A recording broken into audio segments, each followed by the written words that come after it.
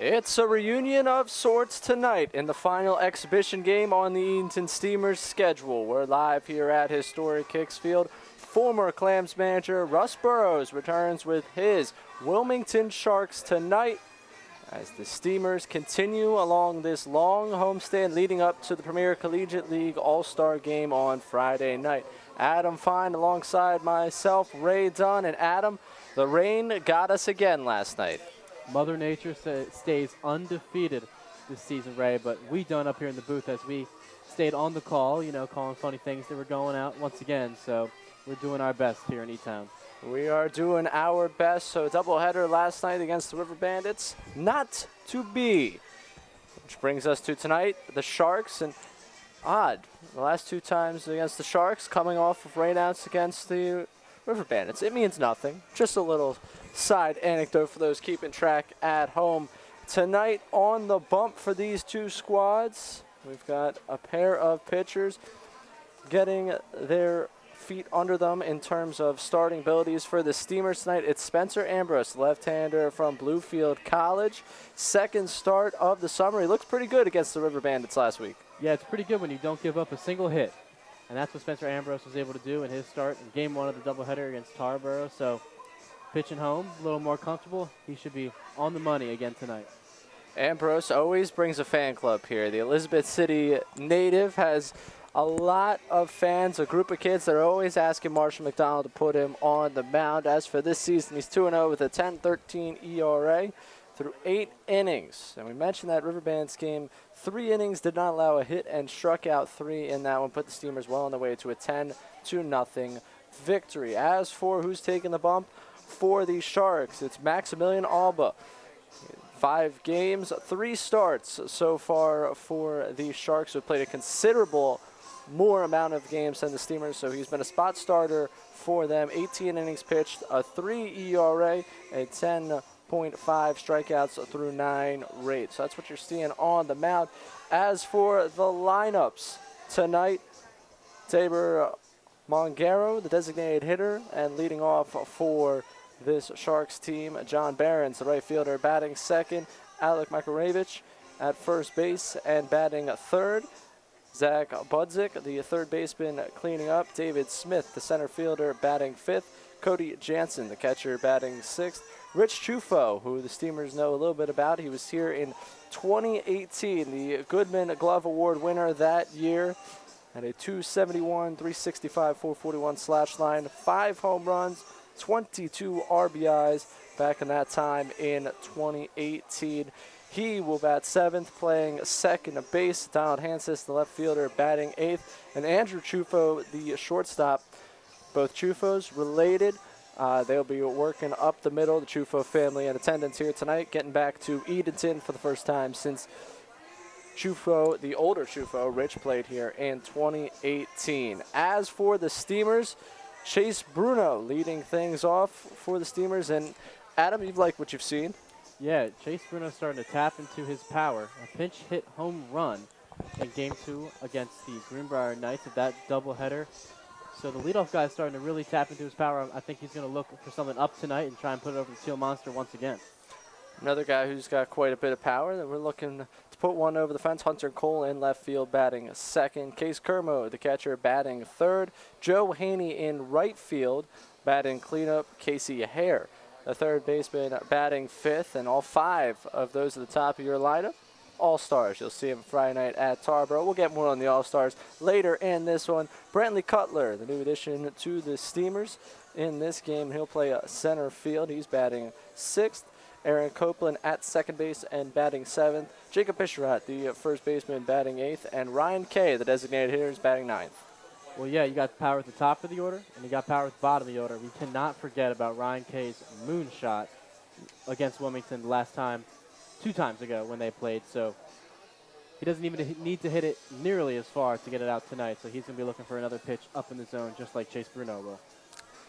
The Steamers sitting at 17-13, 11-10 in division, 11-9, in division play. Wilmington Sharks 27-18 overall, 18-16 in the Coastal Plain League play this season. We've got a great game on tap. We hope you stick around with us through the entire duration of this one.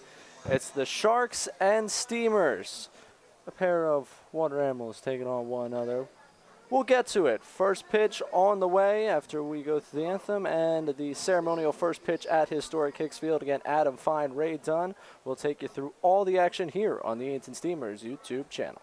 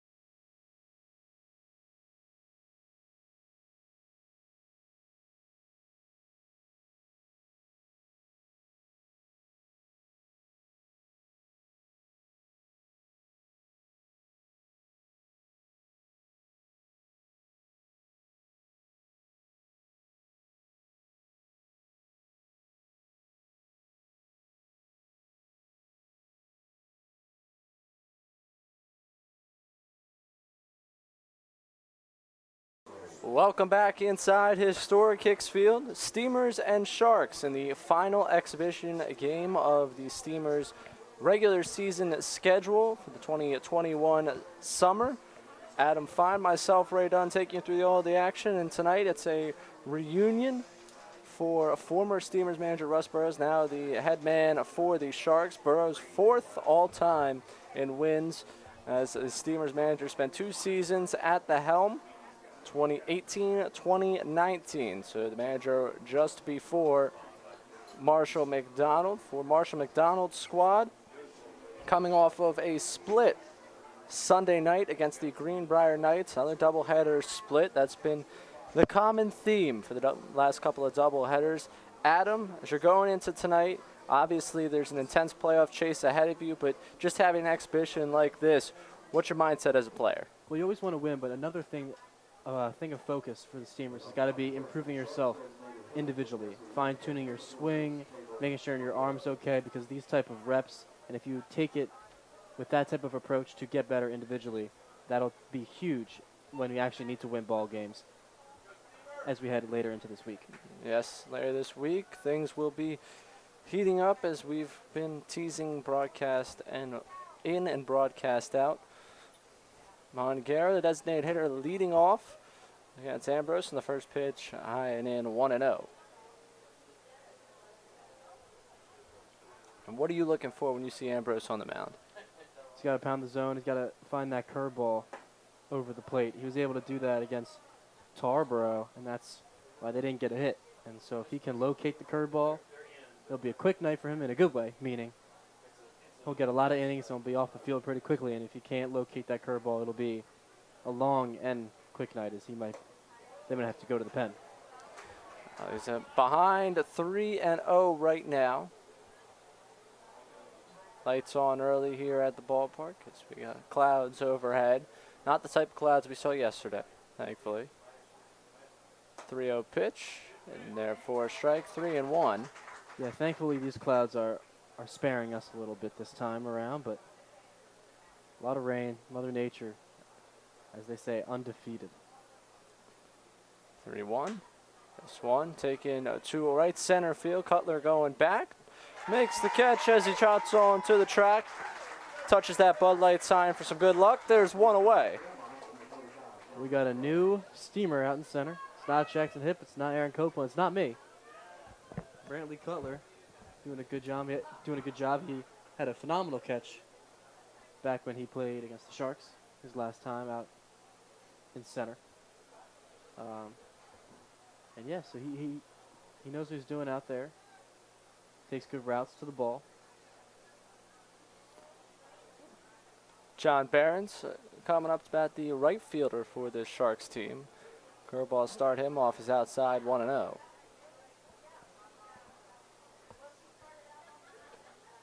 This game with the Sharks added late to the schedule, so you picked up your pocket schedule, your poster schedule.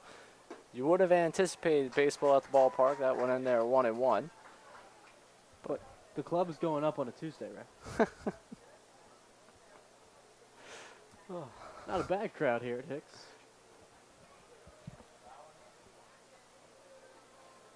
One from Ambrose.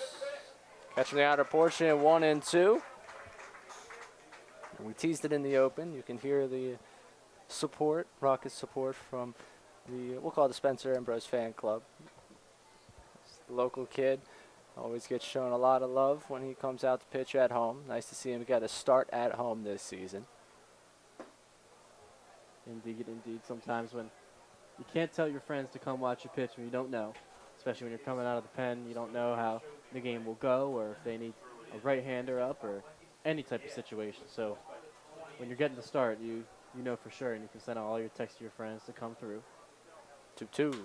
Swung ground over to first. Bisharat diving stop. He's going to try and toss over to Ambrose. That one is in time to get him at first base. And there are 2 away. Well, there's that curveball, found the zone. What a play by Bisharat over there. An even better job by Ambrose to win the race to the bag. Pitchers are athletes too, Ray. Yes, they are. That was a very close play over there. Able to get over there, make a nice diving stop by Bisharat. 2 close plays. We got an incredible catch by Cutler out near the track, and then Bisharat taking away a hit.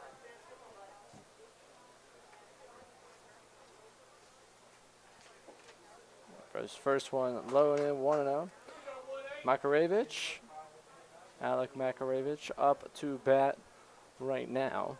He'll be at first base for the Sharks tonight. 4 home runs for Makarevich on the year. Likes the long ball and makes it easier when you play here at Historic Hicks rather than the Shark Tank. The Shark Tank is very large, very large park. Very tough, especially when that wind's blowing in like it was the last time the Clams were in town. Read my mind right there. There's a 2-0, missing 3-0s. When we got there and we watched BP, there were a couple of lasers that just bounced a couple times and made it to the wall. That if we were here, bye-bye baseball. Yeah, even during the game, there were some long fly balls where Ray, me and you held our breath.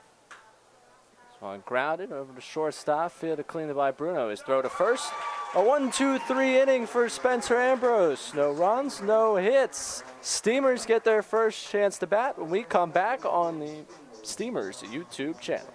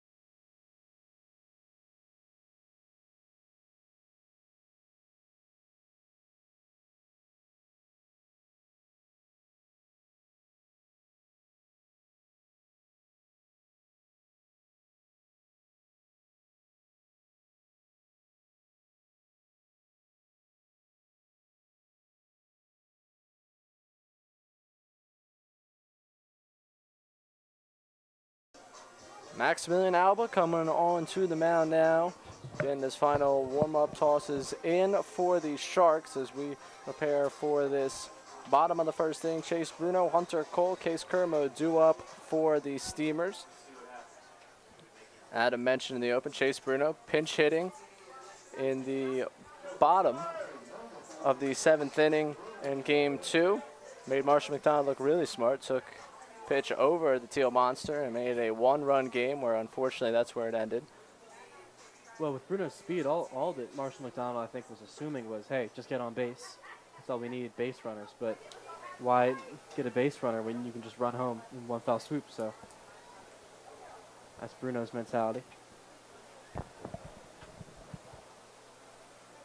First pitch to him. Grounds this one to shortstop. Fielded cleanly, a throw across in time, and there's one away. Quick out. We all know here with the Steamers, Chase Bruno loves that first pitch fastball. Especially when you're leadoff hitter, that's mostly what you get as a leadoff guy to start the game, the fastball. So just a little roll over there. Alba put that on the outer half. That'll bring up Hunter Cole hitting a 343, a 450 on base percentage. Time for the team leading home runs. He pops the first pitch up foul. I like the Clams being aggressive early. That's what you got to do. Alba coming in probably with a lot of confidence. You know, Steamers didn't put up many runs in the times they played the Sharks, so he's going to want to just attack with the fastball. Steamers know that, and they're going after it. Cole just ahead of that pitch, getting it with the end of the bat.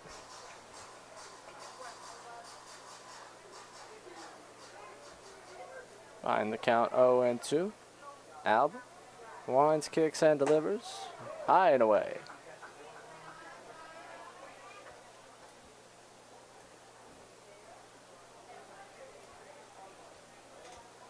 Well, Jansen there, motion for that high pitch. I'm not sure that high was the plan.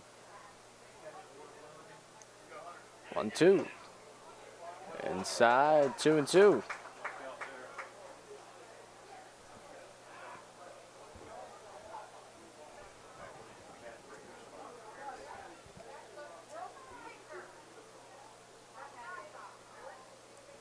And the 2-2. Swing and miss. He is struck out. There are 2 away, and that'll bring up Case Kermode. Kermode hitting 260. A 333 on base percentage. 4 home runs and 16 RBIs. And we teased it when we were talking about the lineup, but the Premier Collegiate League All-Star nods from this team: Hunter Cole, who you just saw, Casey Hare, Case Kermode, Daniel Willie, Jared Davis, and Blake Gibson. That makes up your first team. And the first team and second team, to explain it to all you at home, that's who's going to get a chance to play the first half of the game. And then the second half of the game, you'll have Joe Haney, Josh Pernetti, Chase Bruno, and Cole Bates. So just split in half, all about playing time, giving everyone a chance. As Kermode swings, misses 1-1. They'll have a chance to play against the West Division. So East versus West.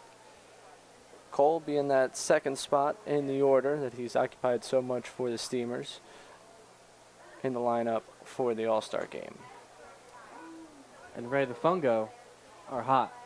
They Yes. beat the Sharks this season, and they're going to have some All-Stars that some people might say the East is the best, but look out for the West, because the Fungo are hot, and they're going to have some All-Stars that want to make a name for themselves in the All-Star game.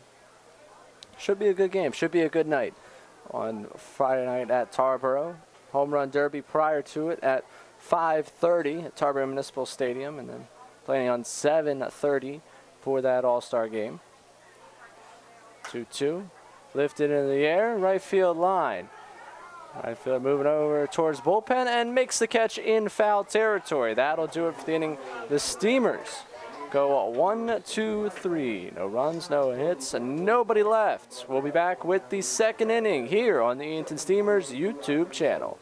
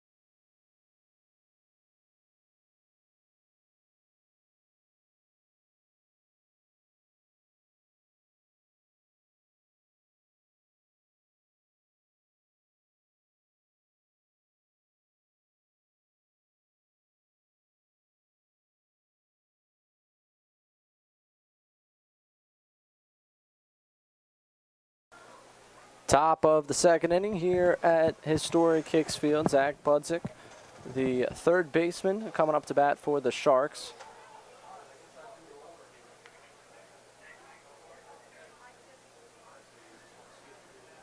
Budzik hitting .293, 30 games played, 116 at-bats. That's the most on the team. He takes a strike. That's the most on the team in Coastal Plain League games. All these stats we'll give you tonight from the Sharks are from league play.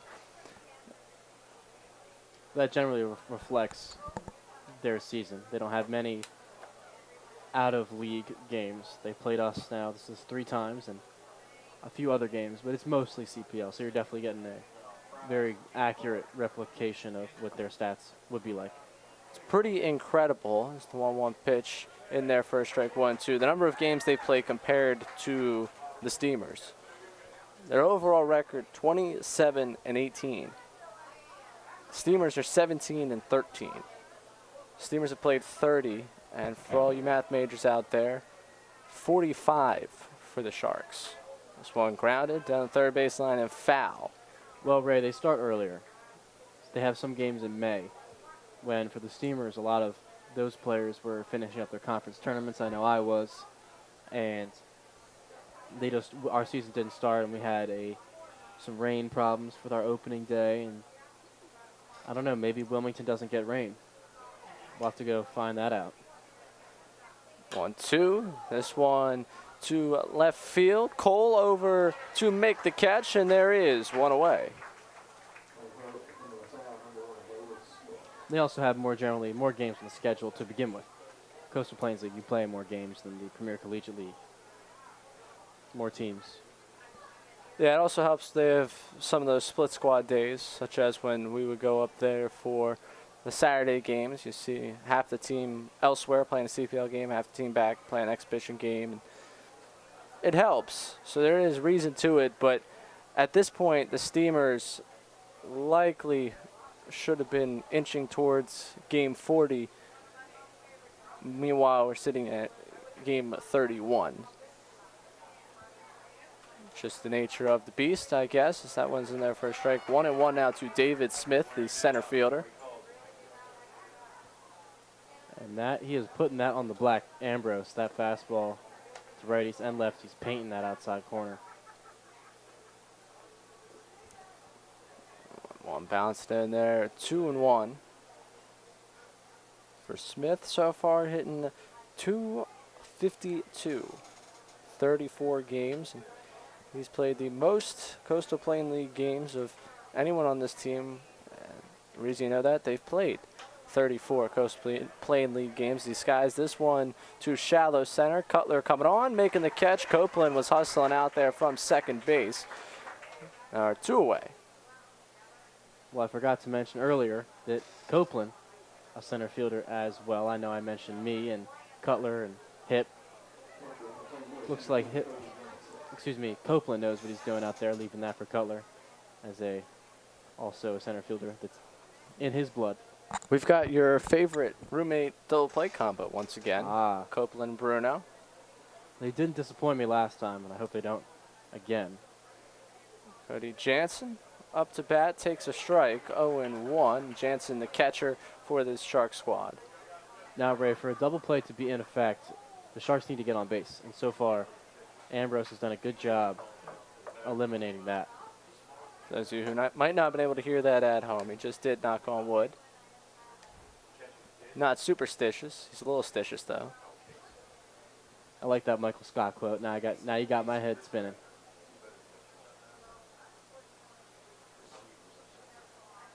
1-1. Just missing. 2-1. Jansen in Coastal Plain League play hitting .220. A home run, 5 RBIs.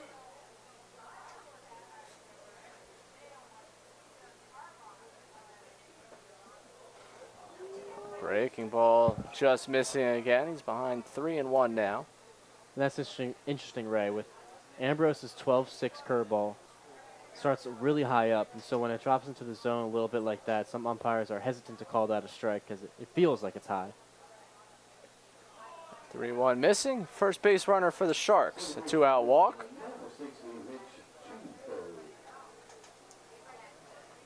Adam trying to put that on me when he was the one that mentioned there hadn't been a base runner. Well, when you mention someone knocking on wood, that reverses the stition, or superstition. Okay. So that is indeed, I would say, on you, or to put it in your words. Sure. I'll let you have it. Rich Chufo up to bat. Takes the first pitch for a ball. Chufo, a Coastal Plain League All-Star. Back in his time with the Steamers in 2018. 271 batting average, 5 home runs, 22 RBIs. Hot start to the season for him that year. Takes this one to left center field. Cole going back on it and makes the catch. And that will do it for the inning. The way I saw Bruno line up for a cut, I got a little concerned there. But nonetheless, that is 3 outs. Just in case. The Sharks put one on. Leave him there at first base. Game still not up at 0 as we head to the bottom of the second inning here on the Edenton Steamers YouTube channel.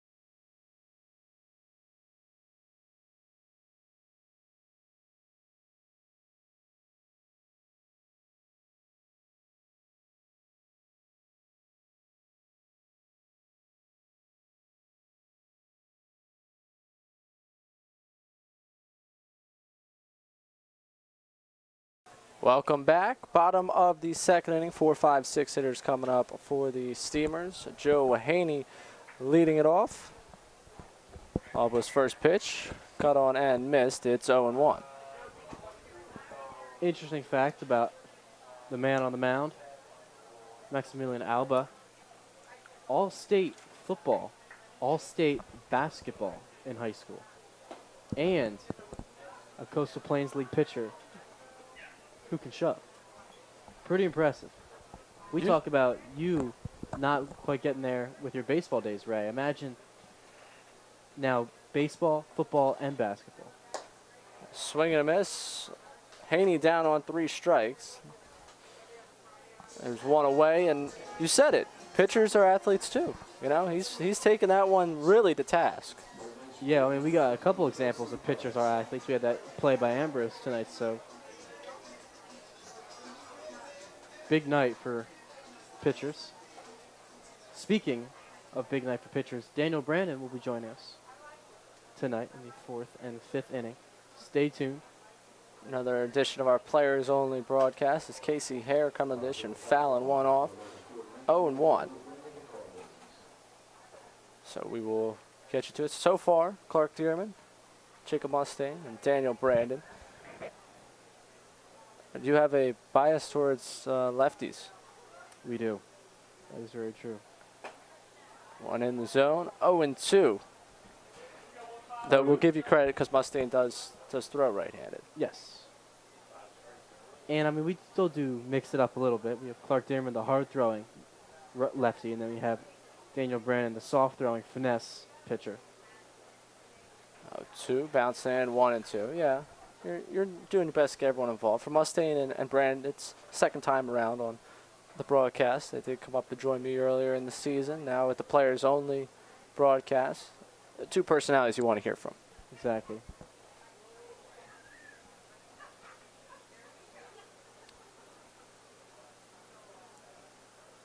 Albus 1-2.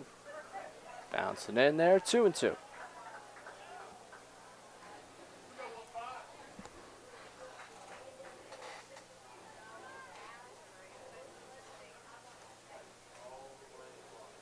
Alba also from Wisconsin. It's quite the ride from Wisco down to Wilmington, North Carolina. I'd say so. His hair fouls that one off, keep himself alive. It's a bit of a trek, but you'll do it. He definitely rides Venture Tours. Let's hope so. You're giving him another ad here. You got to read the advertisements too in the 4th and the 5th, so you're preparing yourself. I like to see it getting in a set zone to do what's coming up. 2-2 to Hare. Lines this one foul. Third base side. Hare over the 100 plate appearance threshold. One of just 3 steamers to get there. He's hitting .247, a .426 on base percentage, home run, and 9 RBIs.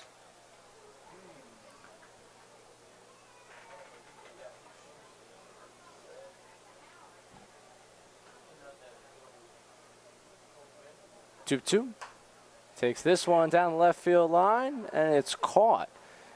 Really good positioning there. He was able to get down the line quickly to make that catch, just flaring it. Yeah, well, very smart play, Ray. Casey Hare was peppering that left field line. He had a couple foul balls in that general area. He has a really good feel for staying through the baseball, hitting it the other way. So Donald Hamp out there doing a good job positioning there. Since we know at home you couldn't see the setup, Hansis was just a couple steps from the line, able to run himself over and make that grab. Had he not been in the position he was, that one's just flaring, dropping in for at least a double. Yeah. At least a base hit. And as Adam said, you're likely getting 2 out of that. Nonetheless, bring up Brantley Cutler, the newest addition to this Steamers team. 1 for 4 so far as a Steamer. Has stolen a base. Second start.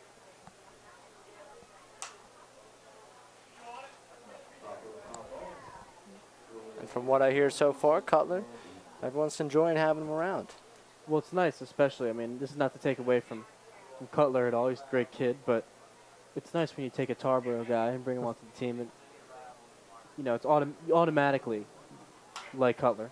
Yeah. Cutler sends this one to left center field. They're going to like him a little more. This one, caught just in front of the wall. A nice grab made. He hit that one pretty good. Yeah, Hansis is all over it out there in left. Casey Hare near the line, and then Cutler in the gap. I'll tip my cap to Donald Hansis for this inning. Some good swings by the Steamers, though. Yeah, a couple of good swings from the Steamers. Nonetheless, no hits, no runs, nobody left. We head to the 3rd inning, a dead heat, 0-0 between these two teams. We'll be back on the Edenton Steamers YouTube channel.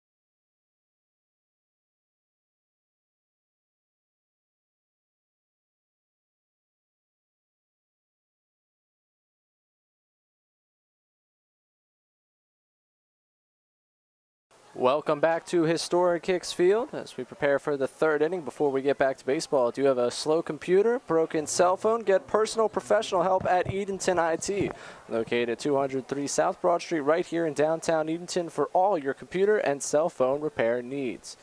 Again, that's Edenton IT at 203 South Broad Street right here in downtown Edenton. Adam, I had a chance to go down to Edenton IT yesterday for unfortunate reasons. My phone finally called it quits. It was a good run. It was a good run. It really was.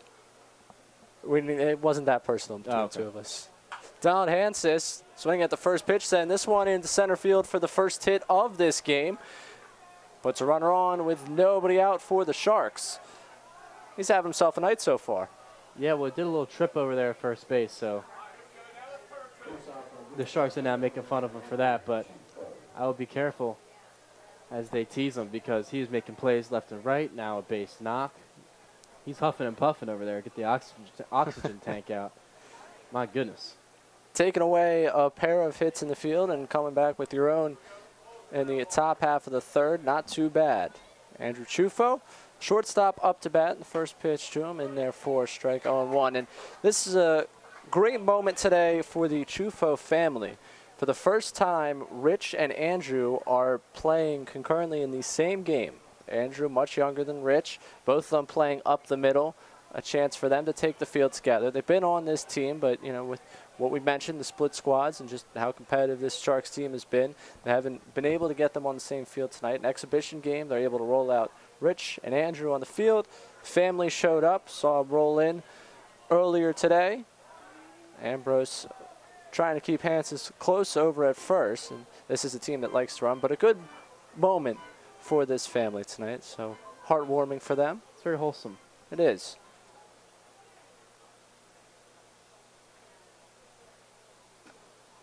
They 0-1 in there, 0-2. 2 fastballs on the black. Chufo, not a fan. He's going to have to battle here and expand his zone a little bit. Ambrose might come with a pickoff once again here. He's got one of the best moves on the team. Deceives me a little bit too. Ambrose 0-2.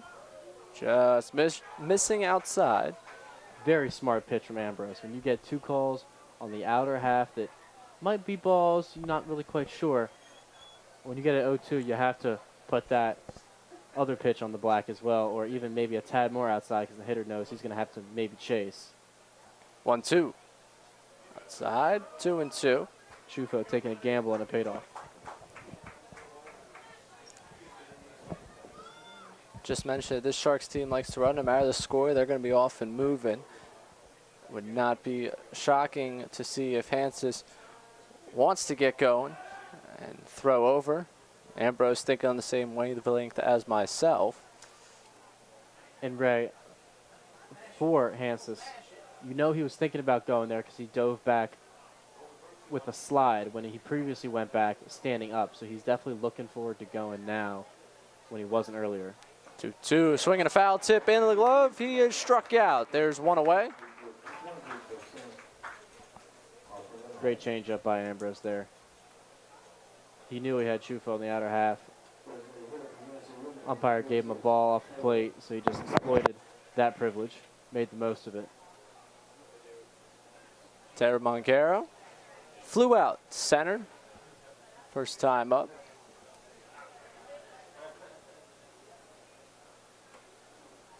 Curveball catching the zone, 0-1. Fans loving that curveball. Just dropping itself into the zone, and no hitter offering on the first pitch. It's something looking like that.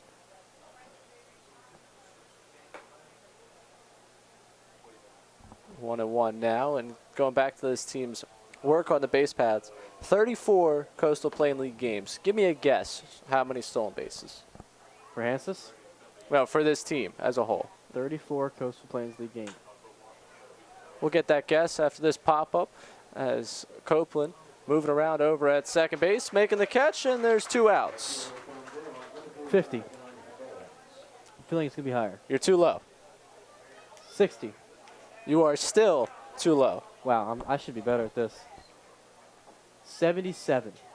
You are still too low.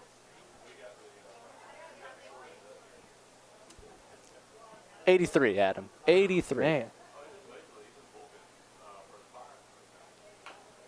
Ground ball, foul, first base side as Behrens comes out swinging. Grounded to first, his first time up. I mean, that's beyond me. Until Hansis was looking to go, he's got a big lead over there, and usually when there's a lefty, you want to soften your lead a little bit more than would be a right-handed hitter.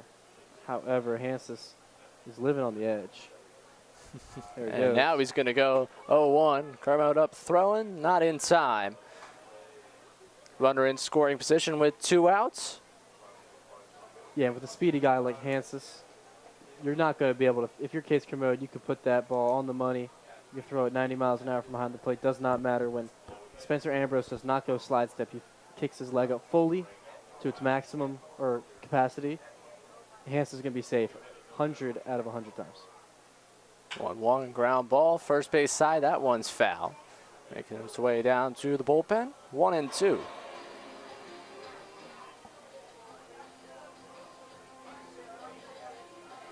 Hansis surprisingly only 2 steals in Coastal Plain League play. He's played in 15 games. Well, maybe I gave him too much credit by calling him speedy, but I don't know. I saw him out there in the outfield. That's where I got that from. He's quick when we've seen exhibition games. Doesn't count steals against the Steamers.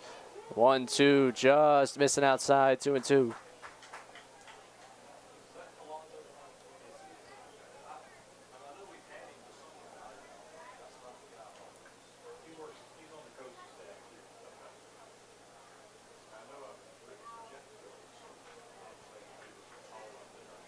Bruno and Hansis have a nice conversation over there. It's Bruno trying to keep him on. Hansis getting a nice, generous secondary lead. This one fouled back, keeping it at 2-2. Ambrose doing a good job locating tonight. That curveball that on the previous pitch was really close, and he's keeping the Sharks honest here. They have to be always ready. With 2 strikes, we saw that with Chufo.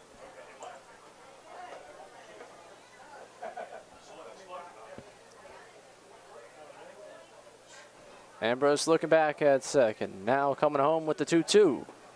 Another breaking ball outside. Runs the count full. 3-2.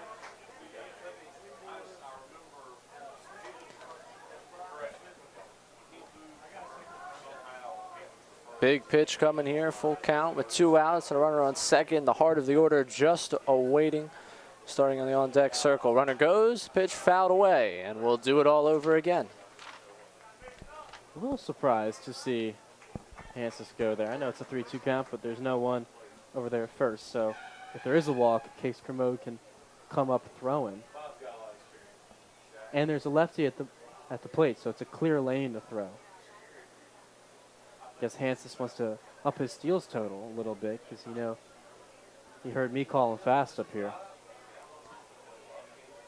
See if he tries it again. Ambrose definitely trying again with the 3-2 and the pitch. Outside, ball 4, 2-on with 2 out. Yeah, Ambrose wanted that one. Tough pitch there. Alec Makarevich coming to the plate. Ground out to shortstop. First time up.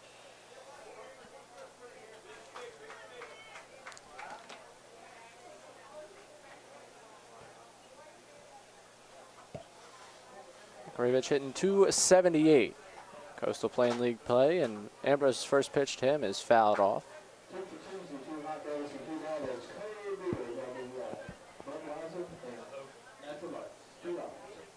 A curious question, or a curious decision for Makarevich last time up, swinging at the 3-0, ended up rolling it over to shortstop.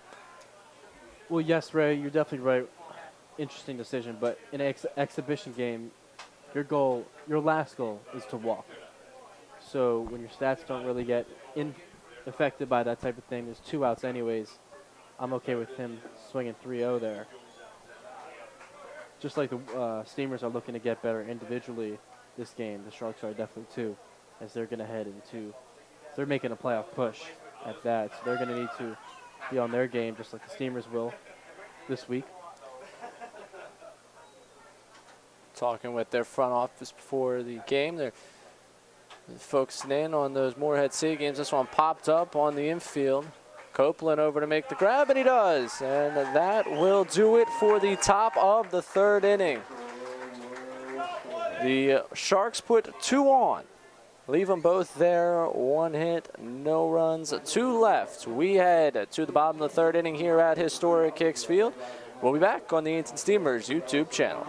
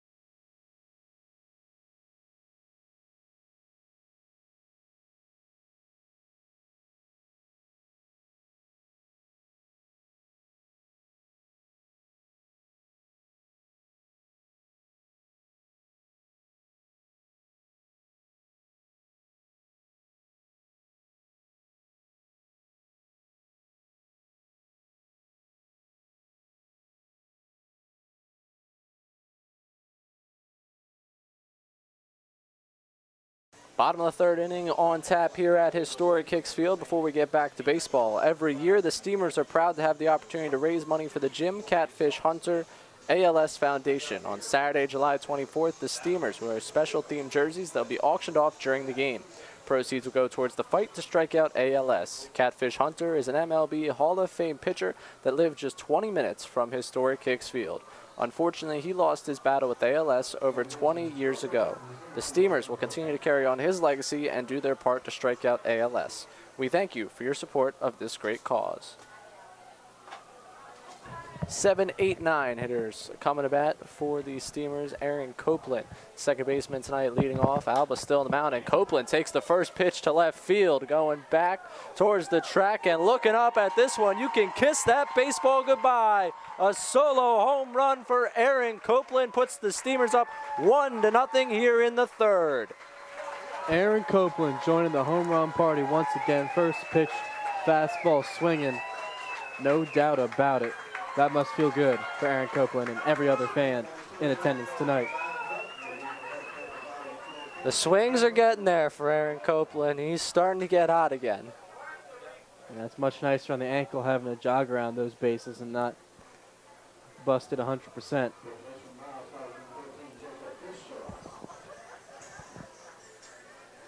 One to nothing now. Jacob Bisharat, the first baseman, coming to bat. First pitch to him. He grounds it slowly to third base. He's hustling up the line. Barehanded play to throw to first. Not in time. 2 pitches, a home run, and infield single. Very different in terms of distance. Very efficient in terms of trying to score some runs. Both working. Now you got a base runner for Ryan Kay. Doesn't matter how you get on base, as long as you get on base. Line drive in the book, as they say. See if Ryan Kay gives us a chance to even read his stats on the season. He's hitting .226, 300 on base percentage. He does have the home run against Wilmington. As he takes a strike there, 0-1. Earlier this season, he's driven in 10. And Kay, another one that likes that first pitch, but smart decision there to take when you have the first 2 hitters swinging at the first pitch. That's your responsibility to take it. Low and in, 1-1.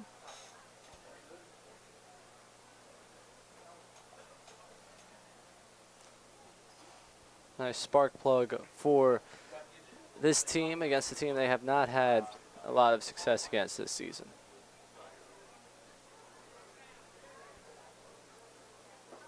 One cut on a miss, 1-2.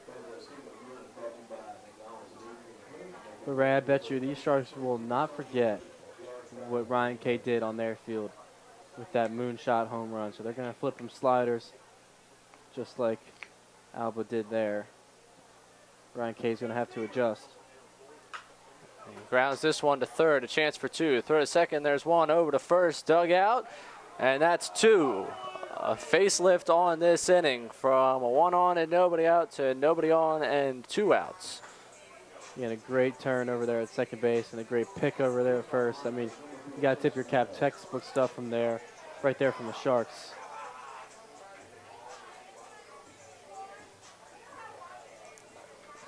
Back to the top of the order, Chase Bruno, ground to shortstop his first time up.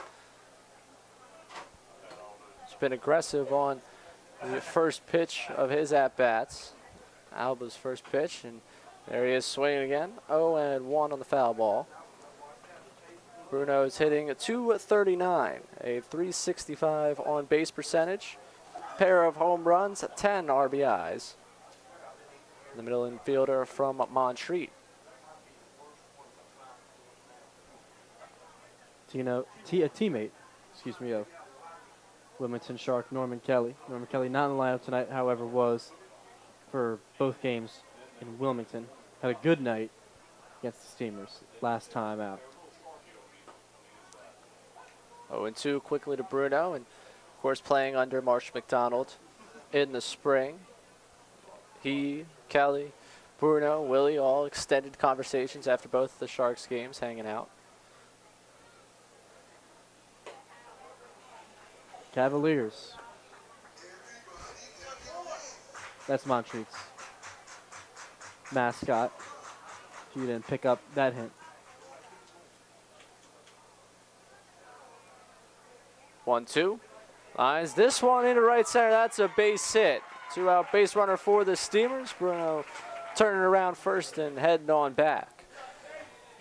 Well, Ray, these barrels run deep when it comes to pitch count and other things like that, and it makes Alba's night shorter and shorter the more barrels that are hit, and it's also just great to see Bruno go the other way, so it might not lead to anything unless Hunter Cole can put one over the fence, which he is known to do, but confidence-wise, individually-wise, it's very important.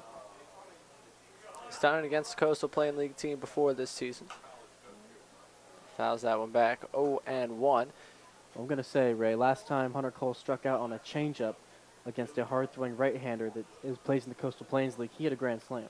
Now, grand slam not in the cards here, but any time a home run is in the cards. I'd take a 2-run shot. I'll be bold here and say I'd take a 2-run shot. He's now down the count 0-2, and getting back to Bruno's hit. Good piece hitting down 1-2 in the count. Yeah, especially to take what the pitcher gives him, hit the ball the other way, not try and do too much. We saw Bruno roll over in his first at-bat, so to make the adjustment, make the adjustment with 2 strikes, pretty incredible stuff. 0-2. 1 inside, 1-2. That's what experienced hitters do. Not everyone's going to be, the best hitters aren't perfect. They'll roll over, but the difference between good and great is can you make the adjustment and then replicate that in the game. 1-2 to Cole. A swing and a miss. He is struck out, and that will do it for the inning. 3 hits in the inning for the Steamers, a run. A solo home run from Aaron Copeland that got this thing started in the bottom of the 3rd. They leave 1 on base. We head to the 4th inning. Adam Fine could be leading the way. We're expecting Daniel Brandon up here. We will see in the 4th inning for another edition of our Players Only broadcast. Again, 1-0 Steamers. We'll be back on the Edenton Steamers YouTube channel.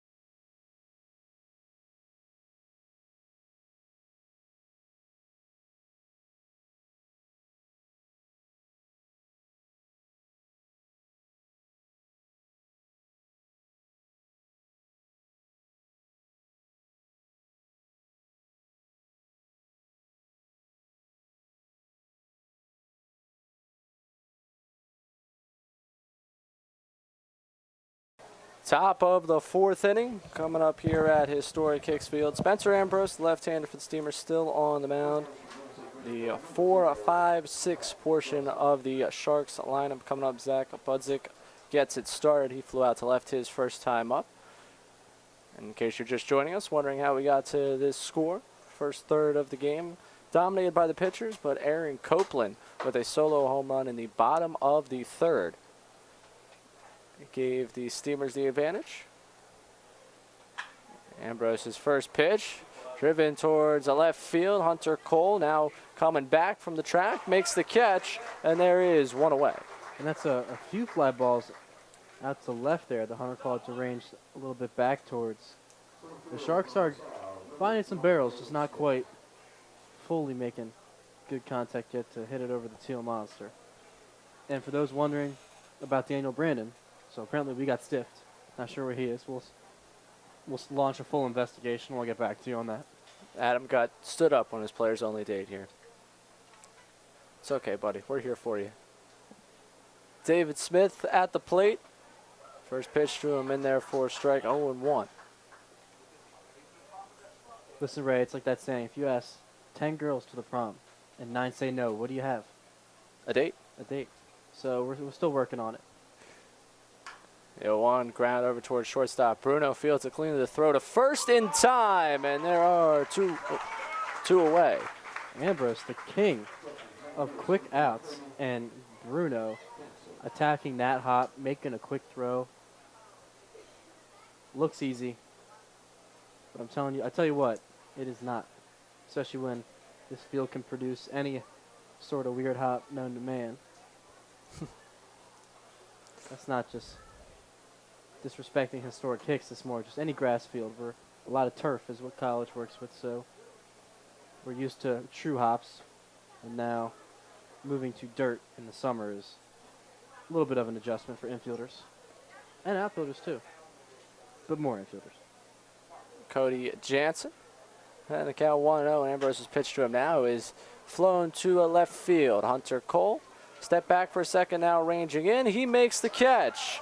A 1-2-3 inning for Spencer Ambrose. No runs, no hits, nobody left. We head to the bottom of the fourth inning with the Steamers holding a 1-0 lead here on the Edenton Steamers YouTube channel.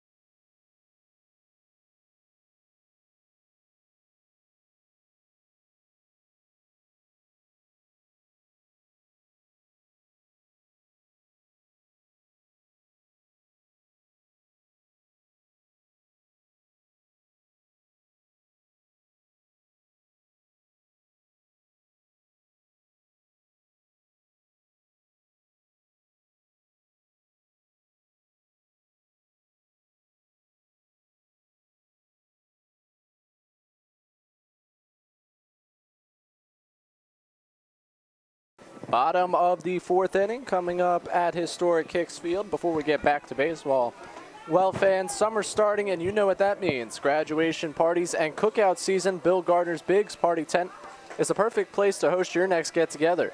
Schedule a picnic before the game for your next birthday bash, graduation gathering, or business rendezvous.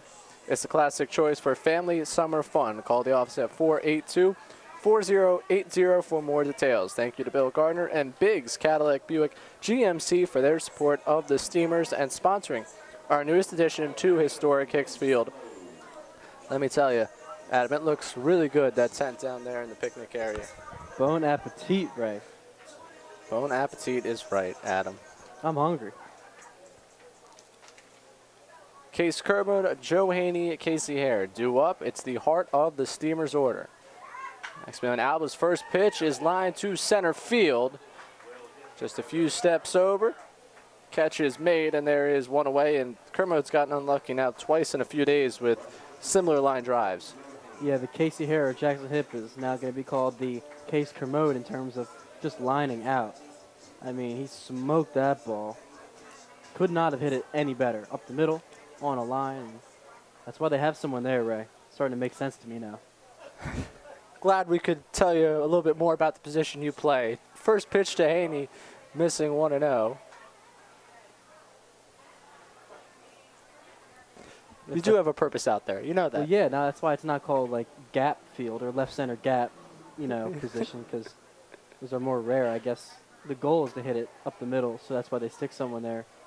Now I understand the purpose of, my position. It's all about finding your purpose in this world. It's all, yeah. Great stuff. As we say at St. Joe's, what's your why? What's your why? Your why is people might line it right up the middle. As Haney fouls that one back, opposite way, 1-2. Yeah, it's one of those rare times where you will head back to the dugout and get high fives like crazy, and you got out. Congrats. Well struck. Let's not say the word struck, because then lightning might come out. Let's just be careful here. 1-2. Haney offered a one in the dirt, and he'll make his way back to the dugout. 2 away.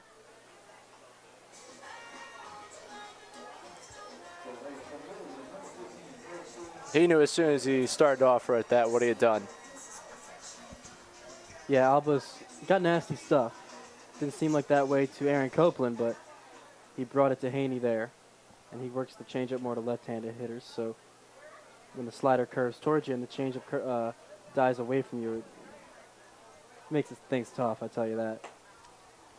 Casey Hare taking a strike to start his AB. Flew out to left. First go around.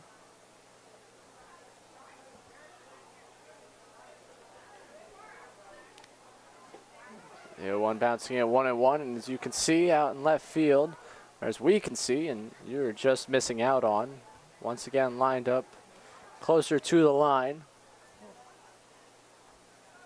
That's doing your due diligence. Center fielder still stays in center. And he's going the opposite with this one as he pops up the 1-1. Catch made, and that will do it for the 4th inning. Steamers go 1-2-3. No runs, no hits, nobody left. We head to the 5th here on the Edenton Steamers YouTube channel.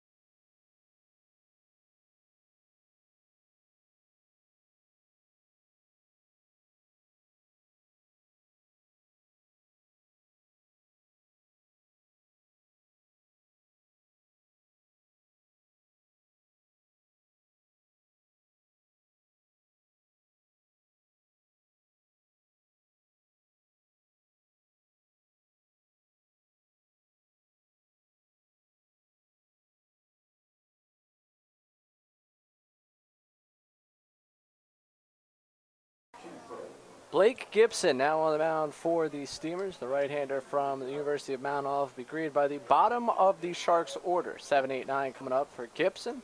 So far this season, 10 games, 1 start, 20 and a third. He's 2-0 with a 1.33 ERA. He struck out 23 batters in that time. His first pitch, low, 1-0. And if you head on down to Tarboro Municipal Stadium on Friday, he's going to be there. You'll see him. Another one of the all-stars from this Steamer squad. Producing a pop-up. Copeland ranged in, making the catch, and there is one away. Yeah, and going back to Spencer Ambrose for a hot second. Combined amount of hits he has given up in his last 2 games. Wait for it. 1. Not too shabby. 7 innings in that time. I think he's certainly showcased his ability to start for this team. Gibson getting a hand assist off for that one. Speaking of the one hit that Ambrose allowed in his last 7 innings, it is to Hansis. Yeah, Hansis has his fingerprints all over this one for the Sharks. Sharks. 1-1. I can't help myself, Ray. Low and in. The PA system at Wilmington played Sharks, one of their old announcers, and it's become a team favorite. Just at random times I hear it. Yeah, it comes out of nowhere, and it gets you really excited. I think for the people visiting, I bet for the people there that get to hear it every single night, I'm not sure if they enjoy it as much as I do. But that's okay. 3-1 from Gibson. And that will send Hansis on down to first. So he's on base for the second time in this game. The rest of his team combined has been on twice. Andrew Chufo up to bat now.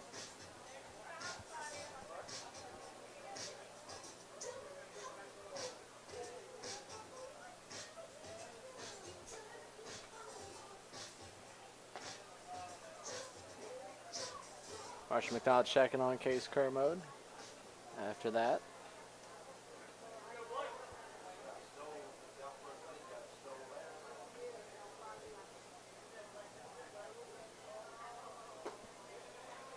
And Hansen's got a chance to add to his steal total here once again. Much easier now with a right-handed pitcher.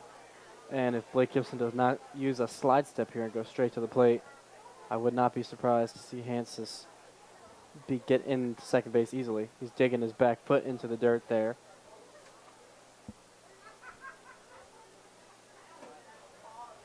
One-0 catch in the zone, 1-1.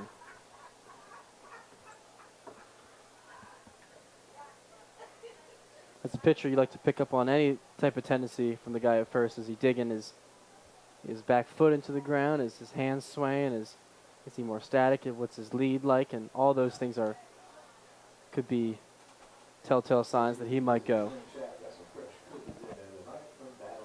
Gibson doesn't mess around with runners. Yes, he does not. He's not throwing it over softly to see what you're doing over there. If he thinks you're going to move, he's going to try and get you. 1-1, taking to center field. That'll drop in for a base hit. Cutler gets it quickly in. Bruno going to grab that one on hop. 2 on with 1 out. Good swing there. Kind of ran in on the hands.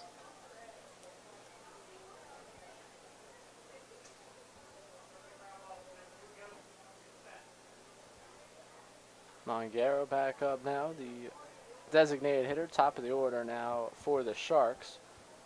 Flown out, popped out. Double play in order here, Ray. Gibson gets one over, 0-1.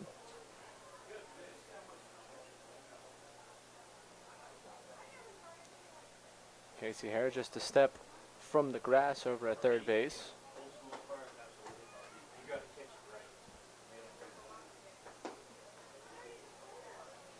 1 now.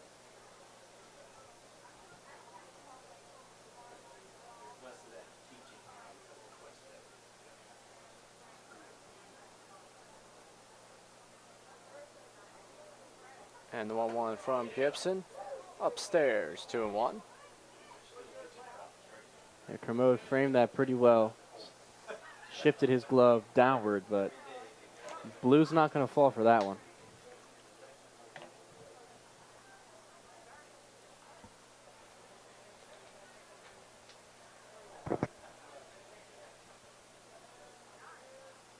The 2-1. Missing outside, 3-1. Gibson, one of the 2 steamer relievers going to the All-Star game, he and Hope Bates. Gibson a 1.33 ERA, Bates a 2.41 ERA. Those 2, Michael Allen, have kind of been the lockdown. If you need a lockdown inning from anyone, calling on those 3 right-handers. 3-1, missing, ball 4, and that loads up the bases. That makes things interesting now. Double play in order, however, bases are loaded, and how small this park is, this could get out of hand quick if Blake Gibson is not careful. John Behrens, so far, grounded out and walked. And Behrens has 4 home runs on the year.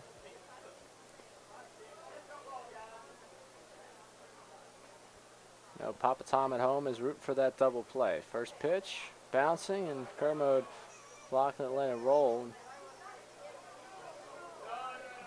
And they're saying that one bounced, hit the ground, did not hit Behrens. And Behrens going against your chief rule of exhibition games of just trying to get up there and get your hacks in.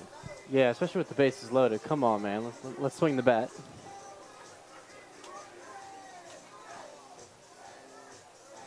Not allowed to run to first unless you get hit by a pitch or walk, so I was a little confused at first with what was doing there. I don't know if it was a new rule in exhibition games, but. So right now, Brett Folk going out there with it 1-0. Chat with Blake Gibson. I know you're a big fan of the college matchup pitcher-catcher pairs. Right now you've got that happening. So you have a catcher that knows Gibson and Brett Folk, who he jokes with us that we just rave about when he goes out there and goes out for mound meetings. He's been effective with it, so we'll keep rolling with it. What do you think the conversation is out there right now? Just throw strikes, see how far they can hit it, type of deal. Obviously, you don't want to see truly how far they can hit it, but that mentality kind of loosens you up a little bit, and then you never know, you might get a rollover, and then you'll be out of this thing with a double play or one of those weird line outs to the outfield again, and you got to just trust yourself in the mound if you're Gibson. He knows he can throw strikes. He's just got to throw it a little bit more and stop aiming the ball. He should be good. I also think that there might have been a conversation about using that slider, even though it is 1-0. Keep Behrens off balance. 1-0 pitch is taken down the left field line. That's going to bring home at least one. Another run coming around third. Stop sign being put on at third now. A 2-run double for John Behrens, and the Sharks have jumped out ahead 2-1 here at historic Hicks Field. Well, Behrens, good swing there. I mean, he just kept his hands inside and didn't hit it far, but hit it well. Just one of those things for Gibson when you start behind in the count. Gives the hitter a little more of an opportunity to be confident, and that's what was the case there.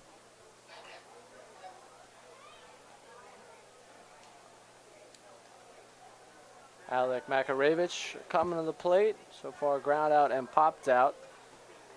Pair of sharks in the ocean for him right now. We're in Edenton tonight, Ray. It's the Clam Shack. Swing and a miss, 0-1. The Sharks are in enemy waters tonight, Ray. We got the infield back here. They're just looking to play it out. They know they can score more runs as this game goes along. They're not going to force anything. Even the corners are, still except Casey Hare, but Bishrod is back at first. Got one, popped it in the air. Shallow left field. Cole coming on, making the catch. That'll keep the runner at third. Casey Hare making a nice jump to cut that ball off, and there's 2 outs. And there you go. That's the pitch he wanted. Threw it over the plate. Hitter made a mistake. Unfortunately, that wasn't the case for Barons, and that's why there's 2 runs up on the board. But that's a big out because now you don't have to worry about any sacrifice fly or any sacrifice ground ball, and you can loosen up a little bit if you're Gibson. If you can get out of this with only 2 runs given up, that wouldn't be a complete travesty. Absolutely not. Zach Budzik, pair of flyouts to left. He's kept Hunter Cole busy tonight. Right-hander's first pitch to him. Left on the front doorstep, 1-0. Too much plate, as they say.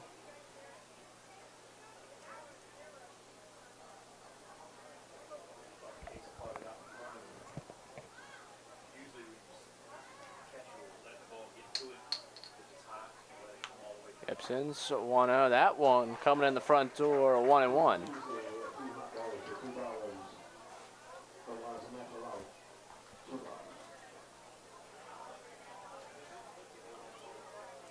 Time called. Ump had something to say to Gibson.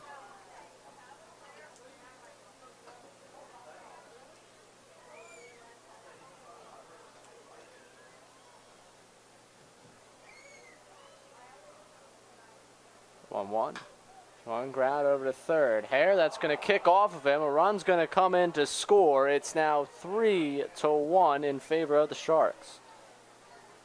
That hop ate up Hare there. You got to make for Hare, you got to either sit back or attack it. Can't play the in-between, and that'll eat him up and put another one on the board for the Sharks. That'll put runners on the corners with David Smith, the center fielder, coming to bat 0 for 2 so far. First pitch outside, 1-0. It's a bit of a concerning trend for the Steamers over the last 2 weeks. There's been some games where the defense has not looked as great. Yeah, especially when they start to give up some runs, it just kind of becomes a contagious factor when they start having trouble getting outs. This one flown to center field. Cutler coming in and makes the catch, and that will do it for the top of the 5th inning, but not before the Sharks put 3 on the board. They do leave 2 on the corners. It's now 3-1 Wilmington. We will be back with the bottom of the 5th here on the Edenton Steamers YouTube channel.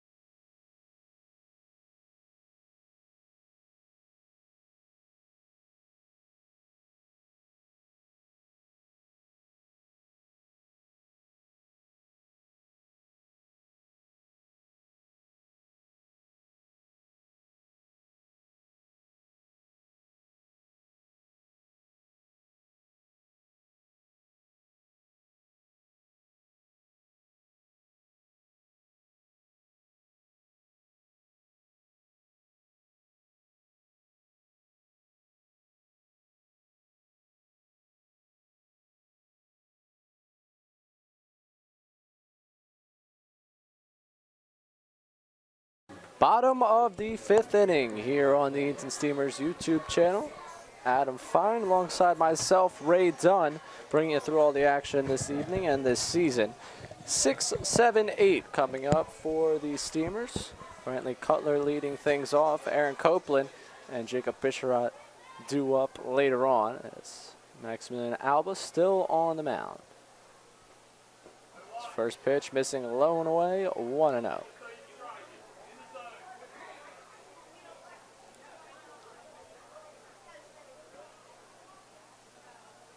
Steamers need to bounce back this inning. Tough one last time. 2-0 now.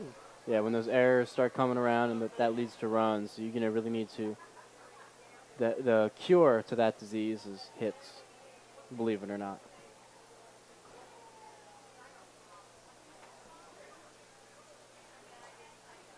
2-0, grounded over towards first. That one foul.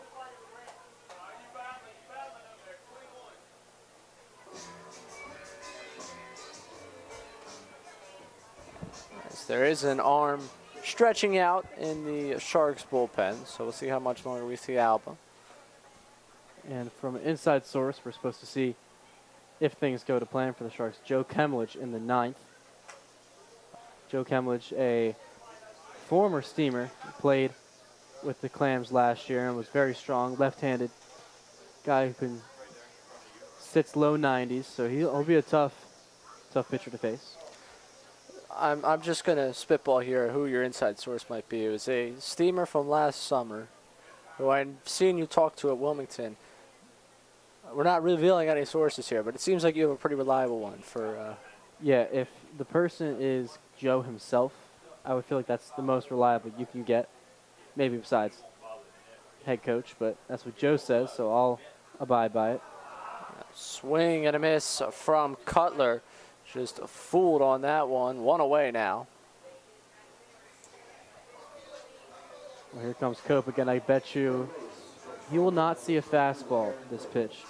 If I were a betting man, which I cannot be due to NCAA compliance, I would say Alba's going to really look to work sliders, even change-ups here to Cope. And I know Cope's standing on top of that plate, but I would not see Alba come inside. His first pitch, Copeland takes this one in the gap. That's down for a base hit. He's around first, chugging his way towards second. It's still rolling around.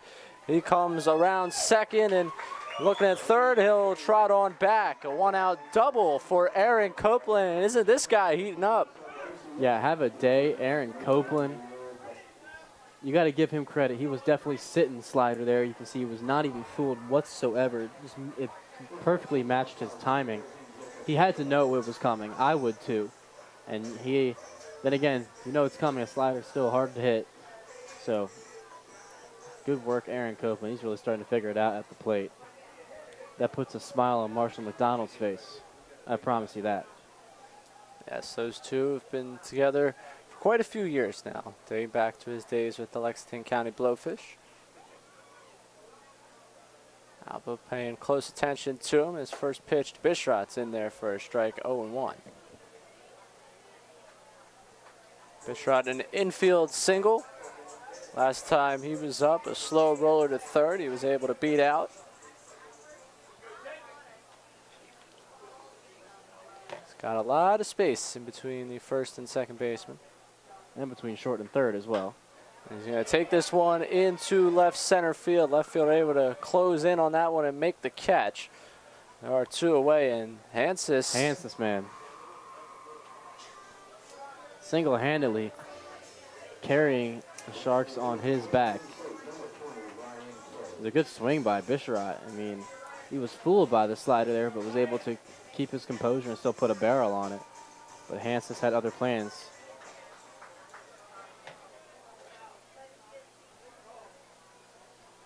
Ryan Kay up to bat, ground into a double play his last go around.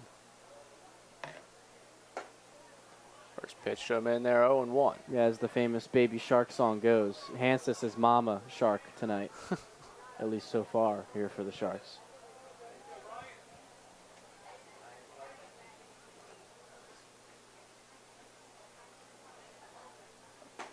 One, missing 1-1.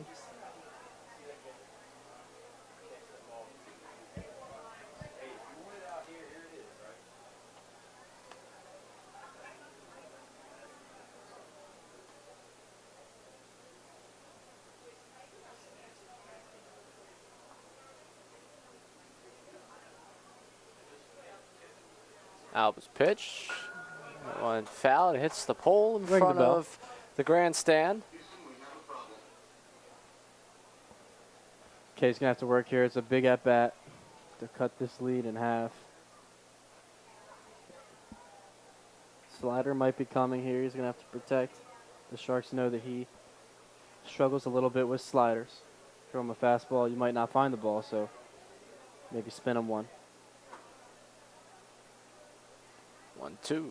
Swing and a miss at a ball in the dirt. Kay going to try and beat this out first. The throw down gets him.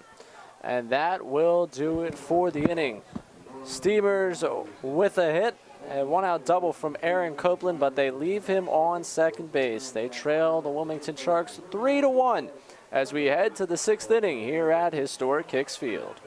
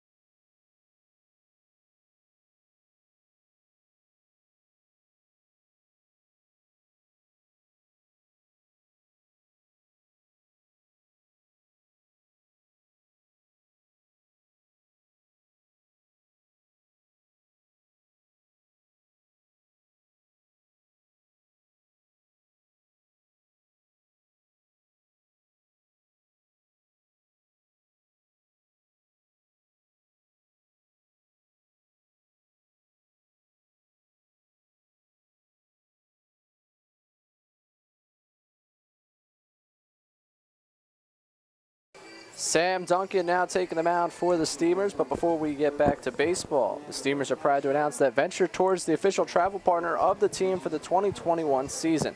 Venture Tours Incorporated is a family-owned business specializing in motor coach transportation. The owners have been in the motor coach industry for more than 40 years. A mixture of hard work and family legacy helped to create Venture Tours Incorporated, one of the most successful motor coach companies in Hampton Roads, coastal Virginia.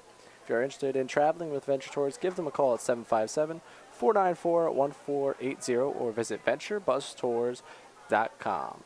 As I mentioned, the right-hander from Brown University, Sam Duncan, now on the mound. Cody Jansen, the catcher, will be his first opponent. Jansen has walked and flown out. First pitch to him misses 1-0. Well, Duncan got the ball to finish it out against the Sharks in Wilmington the last time they faced. Might be looking to go a little longer here, however, it might be a staffing night, meaning we just use everyone in the bullpen. We'll see how, it's all kind of dependent on how Sam Duncan performs here. We have a Steamer doing some band work in the bullpen, so not quite sure. Can't quite make out who that is yet because he's not throwing. I say not quite there yet. Catching Jansen off bounds, 2-2 now, and for Duncan coming into this game, he leads the team in appearances. This will be his 13th. He's pitched 10 innings, a 1-0 record, a 6.30 ERA. He struck out 17 in his appearances, make it 18. A swing and a miss, he struck him out. And there is one away in the 6th inning. Sam Duncan, good stuff. Very smart with his pitch selection. Maybe that's why he goes to Brown. He's a bright kid. Bright I kid. see him working on summer work all the time back at the host family's house. He is my roommate. Yeah. Pitch from Duncan. In there for a strike, 0-1.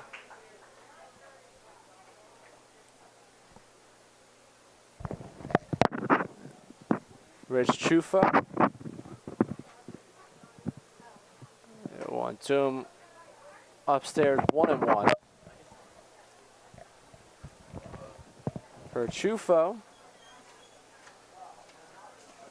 he was teammates with Jackson Hipp at Brown. He went to Richmond with his extra year of eligibility, but he was originally at Brown. He just missed Sam Duncan, as this was Sam Duncan's freshman year, so the true freshman. I mentioned earlier in the broadcast, Chufo, a 2018 CPL All-Star. So 2-1 in there, it's now 2-2. Steamers are liking that outer half of the plate tonight. And they're pounding the zone. Juke bouncing in, 3-2.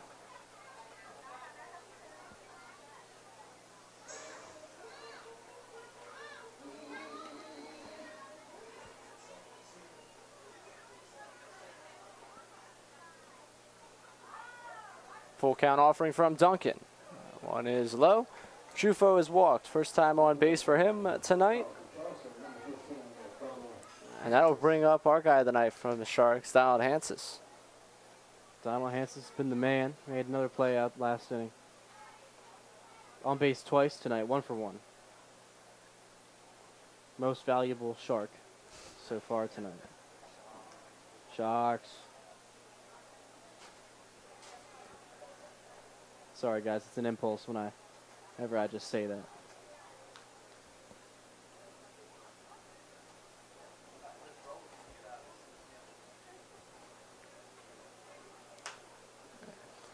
Pops the first pitch up in the air down the left field line. That one goes into the Steamers bullpen. 0-1.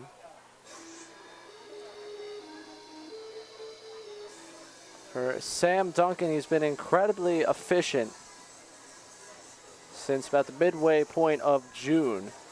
Not allowed runs since the game against the River Bandits on June 19th. It's more than a month ago now, Ray. Time flies. Time does fly when you're down here in Edenton. 0-2, and he's been another one of those lockdown arms. We mentioned who you go to in games when you're looking to get out of a situation. He cleans up a lot of messes for Marshall McDonald. Yeah, that's been Sam Duncan's role this year as a freshman. As I said before, it's very impressive. Just come in without any college experience and just to have a really good maturity to him, and also a pretty lockdown pitcher as well. 2 foul back. He's got such a routine. He is set in what he does more than anyone I think I've seen down here. Yeah, 100%. He takes his recovery very seriously. He's got a cupping set of his own. I'm wondering if you're going to use a little, he'll cup you a little bit, but it's very fun. I've done it a couple times, but he does that religiously, self-care, all that stuff. And he fools Hansis there. Offering at that one, he is struck out. 2 strikeouts in the inning for Duncan. There's 2 away. Well, Sam Duncan's so good, he'll get a sword out of our Shark of the Night, Hansis. Andrew Chufo has struck out and singled, 1 for 2. Came around to score in the 5th. First pitch to him. Bounce in. It's going to get away from Kermo. That'll move the other Chufo up to second base. And as the older brother, I bet that's the first time that Rich Chufo has ever been referred to as the other Chufo. Exactly. And do you think Rich Chufo on second has like some telepathic like communication with his brother and relaying the pitches back at second base? That'd be pretty cool if they could work on that, back home, or have some type of brother connection. Do you have a telepathic connection to your brother? Maybe. I'm about to have one with you soon, Ray. We keep hanging out up here. Sounds good to me. We can finish each other's. We've done it a couple times. Yeah, you messed it there. Oh, Finish each other's sentences. Come on, man. Sandwiches, at least something. 2-0. Duncan's pitch is fouled. Right field line.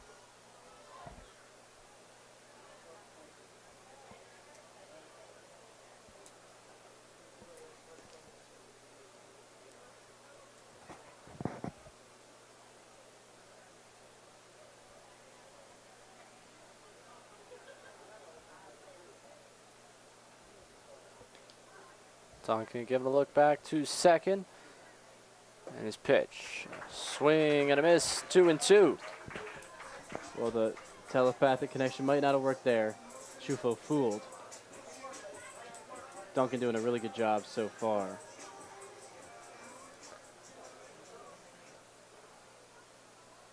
Duncan's 2-2. A swing and a miss. He struck him out. 3 strikeouts for him in this 6th inning. The Sharks do put one aboard, leave him at second base. No runs, no hits, and one left. We head to the bottom half of the sixth here on the Edenton Steamers YouTube channel.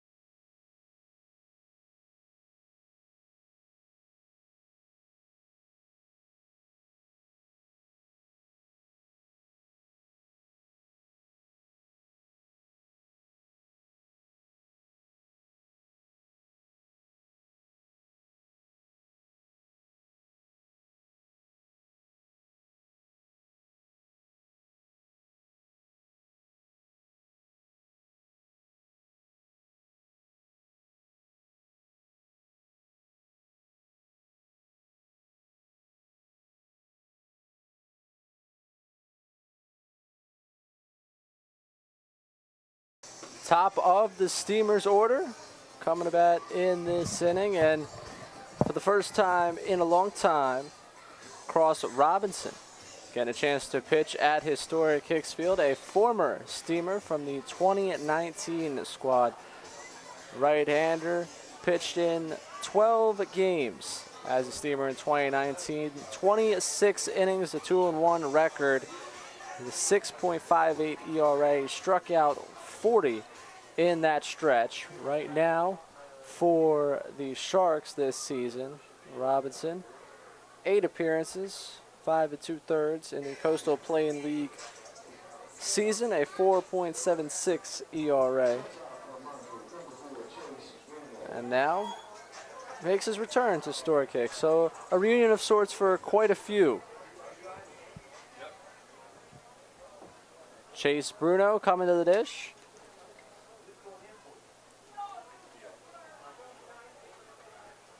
Big time nostalgia for Steamer fans tonight.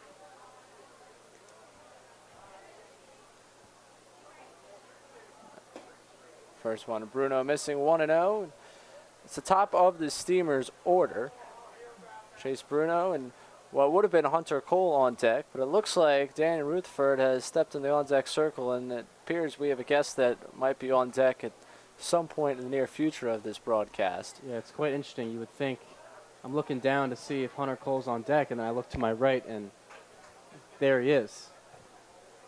It's weird how that works. On deck in a different way. Yeah, in a different way. So you might want to stay tuned to the 7th inning.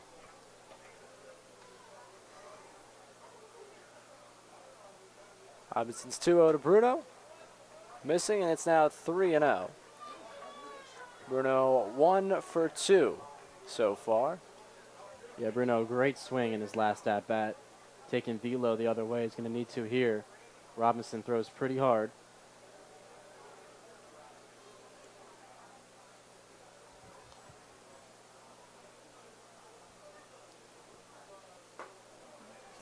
Catches zone 3-1.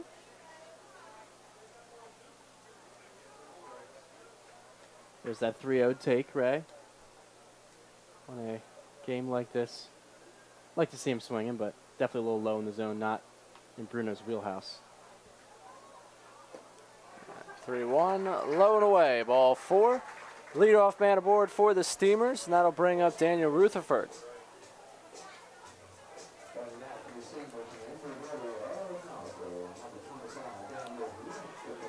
Dan Rutherford, pair of hits in the early going of his experience as a hitter down here in Edenton. He's got a nice swing. He lets it rip in BP. Works hard too. You know, been out of a position player role. Hasn't been hitting much until he came here to Edenton, but he's definitely made the most of it so far. Doesn't have the hair like Hunter Cole, but good swing. Good swing. And for those of you at home, you're getting a glimpse of Russ Burrows making his way out to the mound. And our former manager here at Edenton, 2018 and 19.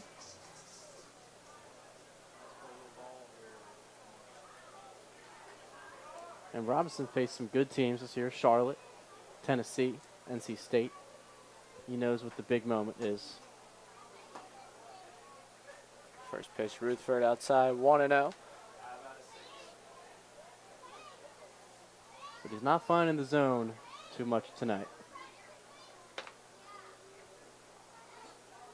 Robinson's 1-0. Rutherford cuts on and misses 1-1. Rutherford let the hips go a little too much there, pulling off that one.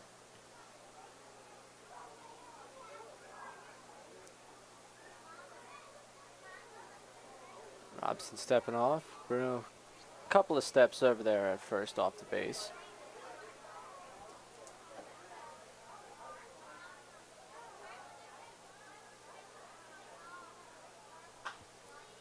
For the line in that one. Foul. Well, I don't know if that gives Hansis out there and left another heads up. We saw when Casey was lining the ball down the left field line. Hansis, yep, and you can see him taking a few steps over there. Smart player out there. Can't get enough of Hansis tonight. He's paying attention. And you've mentioned it a few times out in the outfield. Every once in a while, you kind of drift off into the abyss because you're so far out there. You get lonely out there, Ray. You do. You start picking grass, talking to yourself, see a dandelion, and things can get out of hand real quick. 1-2. Outside, 2-2. Problems that we thought we left behind in T-ball, but, you know, might reappear in summer collegiate ball. Who knows? Yeah, I mean, four-leaf clovers are rare, too. So if I see one of those, game over. We'll be on the lookout for that All right. next summer. See, 2-2 is cut on a missed. Rutherford is struck out. There's one away. Yeah, Robinson is just painting the outside corner. Rutherford isn't not quite able to barrel that one.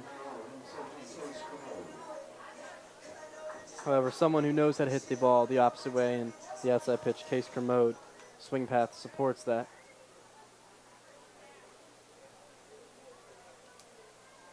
Kermode, a line drive to center last time. Really good piece of contact, just right to the center fielder.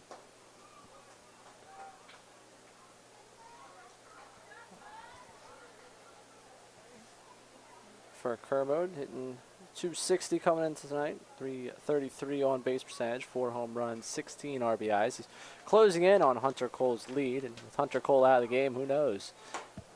Maybe he'll be able to come up near his RBI title. Hunter Cole's got plenty of titles right now. I wouldn't be too upset if Case Kermode overtakes him. Another home run, put him closer in that slugging percentage as well. They ground this one down the line. Bruno around second, coming around to third. Kermode is going to make his way to second base, and they're going to call Bruno out at third base.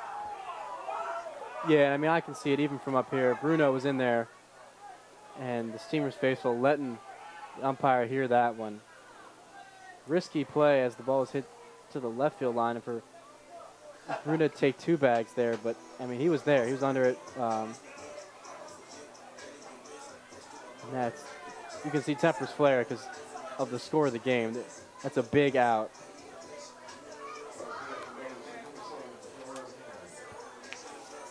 Umpire taking exception to something said out the Steamers dugout, and you said it. Saw him right from here that Bruno appeared he had been in there. Nonetheless, we move on. I mean, third baseman caught that ball on the left side of his body and had to bring it to the right side and tag Bruno after Bruno slid in there. So usually that's a telltale sign. Even if the ball beats you, if it's away from where the runner is sliding in, it's usually safe. Not in this case, however. Robinson's first pitch to Haney, bouncing in 1-0. Now Haney's going to have to play some hero ball here. He has been hot in terms of home runs. So not a bad guy you want to play hero ball in this situation. Not at all.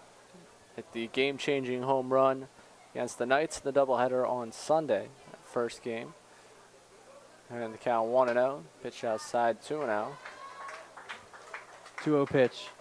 Any type of fastball is inside. Joe Haney is going to let it rip.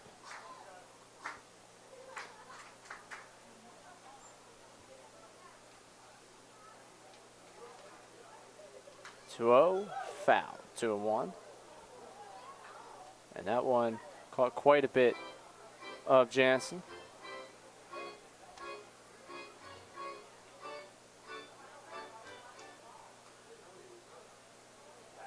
Gonna take a quick look at him. Athletic trainer coming out now. Haney had 2-1 in the count. Still has Kermode on second base. The Steamers trailing by 2 at the bottom of the 6th inning. Catcher Jansen tonight on the offensive side has walked 0 for 2 and done a pretty good job back there. And while we have a stoppage in time, I'd also like to mention that Greenbrier Knights are taking on the River Bandits tonight. And if you are a Steam... That one was postponed. That was postponed. Rain got to that one, Adam. I take it back, Steamer fans. Mother Nature continues to wreak havoc. Yes, it was supposed to be a good one. Supposed to be one where if you're a Steamer fan, you were rooting on the Knights.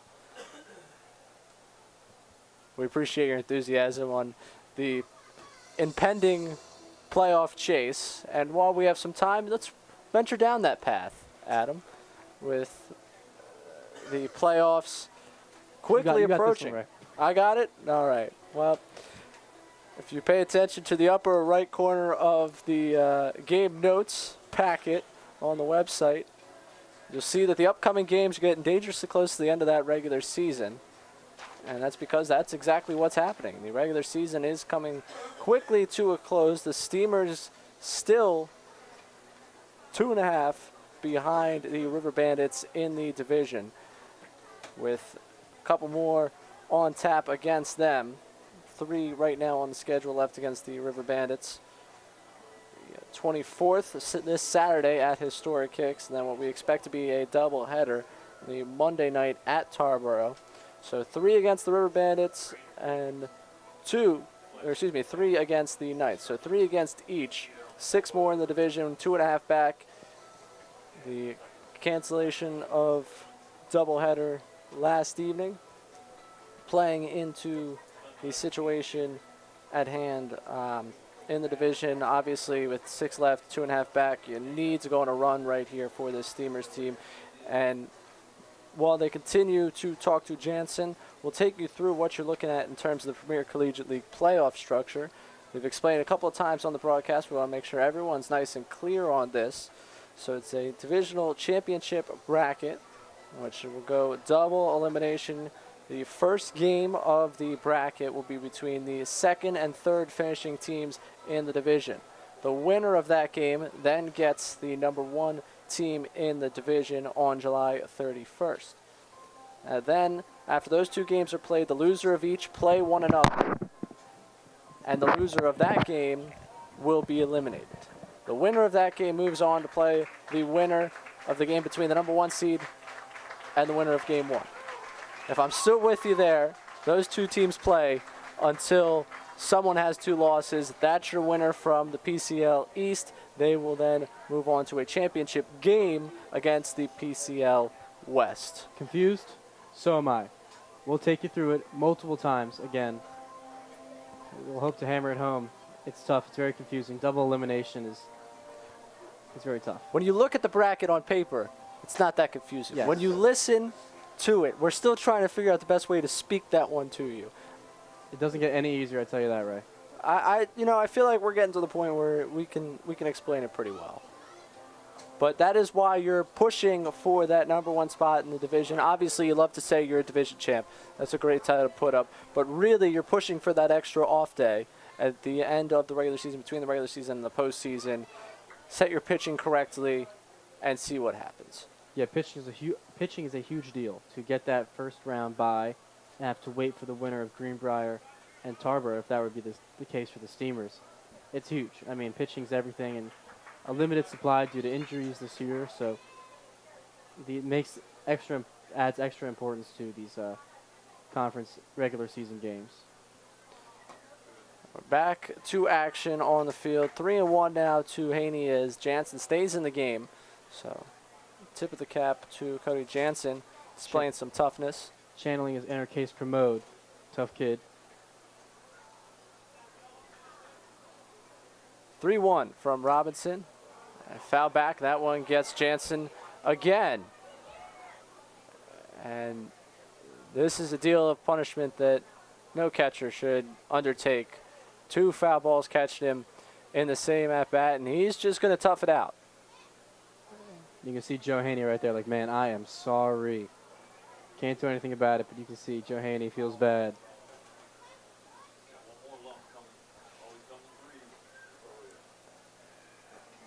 Yeah, for Jansen, this is one where you get in the dugout. Like, yeah, I'm glad I toughed that out, but I think they're going to give him the hook. Tell him, we're gonna relax this one. Jansen's played the 2nd most games in Coastal Plain League action for this team at catcher. So clearly a big part of the success they've had this season. Full count pitch from Robinson. Up and away, ball 4. And Haney's now on first. 2 on with 2 out. Well, Casey Hare that led a run in earlier this game. This is his chance to make up for it. Easy way to turn the page is to add more runs to the board. Casey's due, Ray. He's due. Certainly is. A fly out, a pop out. It doesn't look like Hansen's as close to the line as he's been. So this first pitch is to the outside. Let's see if he can poke one. It was a nice thought. 1-0. We're learning, Ray. No worries. And with the walk to Haney, now 1-0 count. Hare's got to be sitting 1 pitch, 1 spot, and make it count. 1-0 in there. 1-1.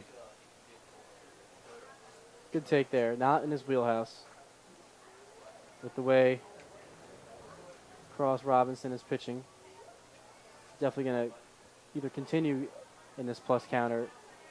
Robinson's going to throw a cookie over the plate and miss his spot. 1-1. Fouled. Well, that was a chocolate chip cookie, Ray. That was right there, and Casey Hare didn't quite get all that one. He's going to have to battle now. Behind in the count, 1-2.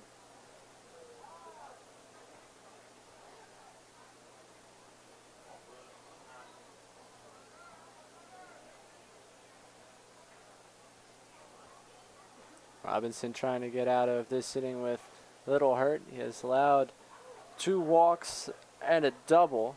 We're able to get out of an inning in which you do that without allowing a run. Consider that one a success. It is 1-2.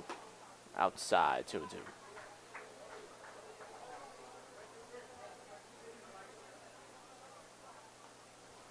Yeah, good eye by Casey Hare right there. Most likely the fastball is coming. Robinson has not had much command with the off speed. So you got to have the foot down for Hare. Got to be prepared for the fastball. 2-2. Foul back.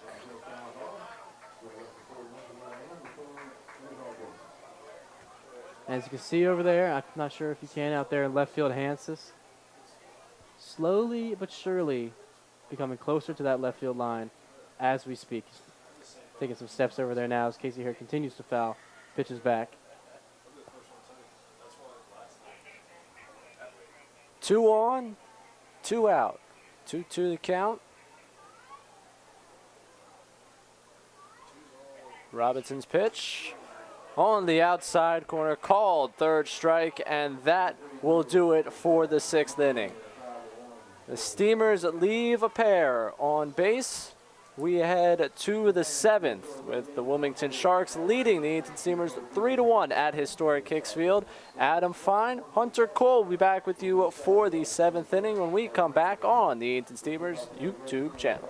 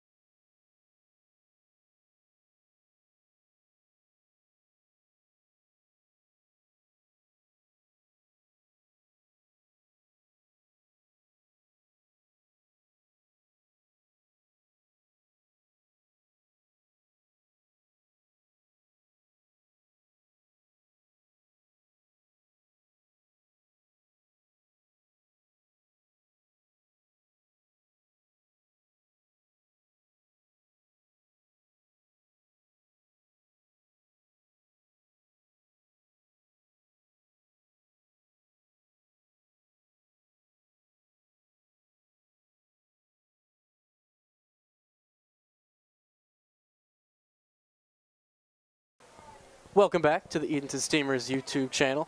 I'm Adam Fine. I'm taking over play-by-play once again. And we got the guest you've all been waiting for, Hunter Cole. How we doing? I'm doing good. How about you? I'm hanging in there.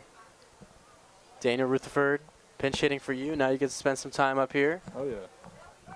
Exciting stuff. We got Sam Duncan on the mound for a second inning of work. Pretty strong last inning for Duncan. 3 strikeouts. That'll always play. And you got the top of the order up here.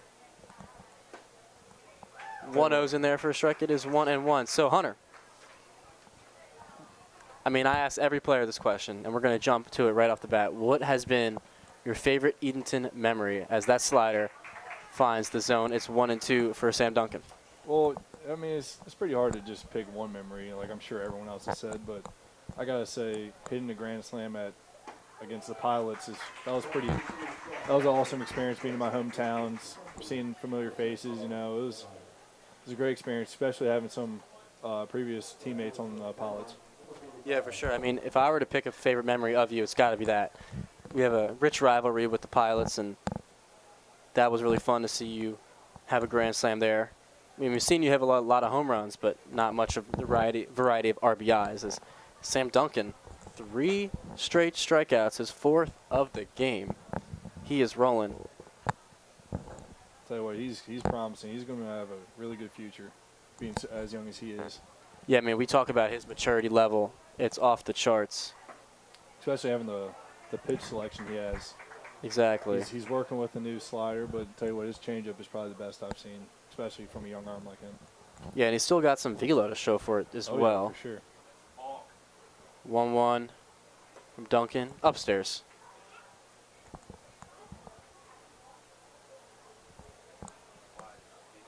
But yeah, so the Grand Slam. What about off the field? If you can think, we can come back to it. But Off the field, I mean, we had some pretty fun bus rides, I'd say.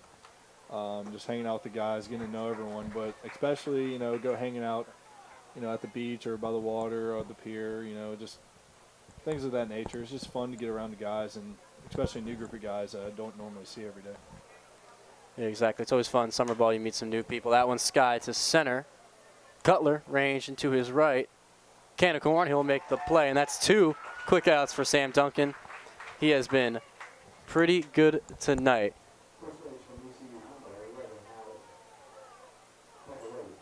And now Makarevich up again. He 0 for 3 as Duncan's 0-0. Slider. Still yet to have a lot of bite to that slider like Aiden Kuehl's slider. Right. But it's definitely growing and definitely improving. 1-0 just misses 2-0 now. And we're 2 outs here in the top of the 7th. So this is another question I think a lot of Seymour fans would like to know. When I bring Clark Dearman up here, and Mustang and other people, they always talk. We call you Mr. Edenton. So, do you like that nickname? I'll be the first person to tell you I do not like that nickname. Uh-oh. As Makarevich smokes this one, but that will be towards the tarp and foul.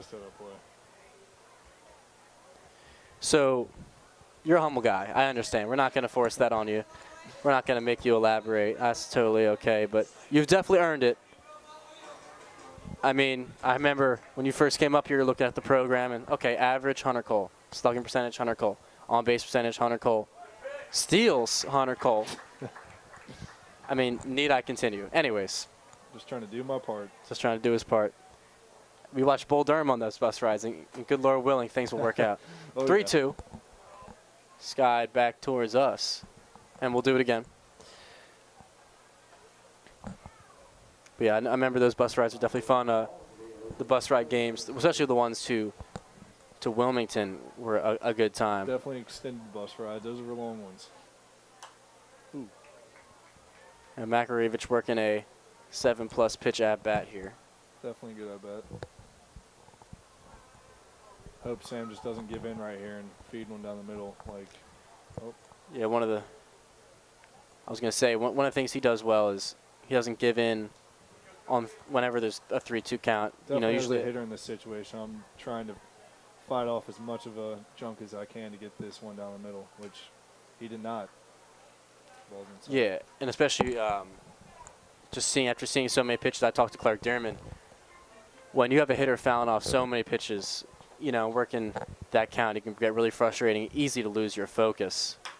That one will be grounded up the middle. Bruno range, and we'll bobble it a little bit, and that'll be a base knock for Makarevich. I don't think Bruno would have had the time to make that play, but still, good effort to knock it down. Oh, yeah. You were close with Chase Bruno.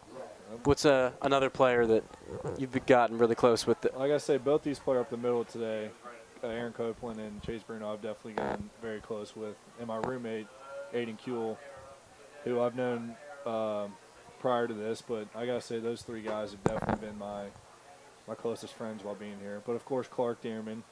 Yep. As you all know, me and him are very good friends. It's almost like a mutual joke, I know, to give everyone a little inside information. In the locker room, we have our name tags on our lockers, but we like to, play fun games. And Clark Dearman one day wrote MLB draft round 1 pick 1 Hunter Cole and put your name tag there. Yeah, he thinks he's funny.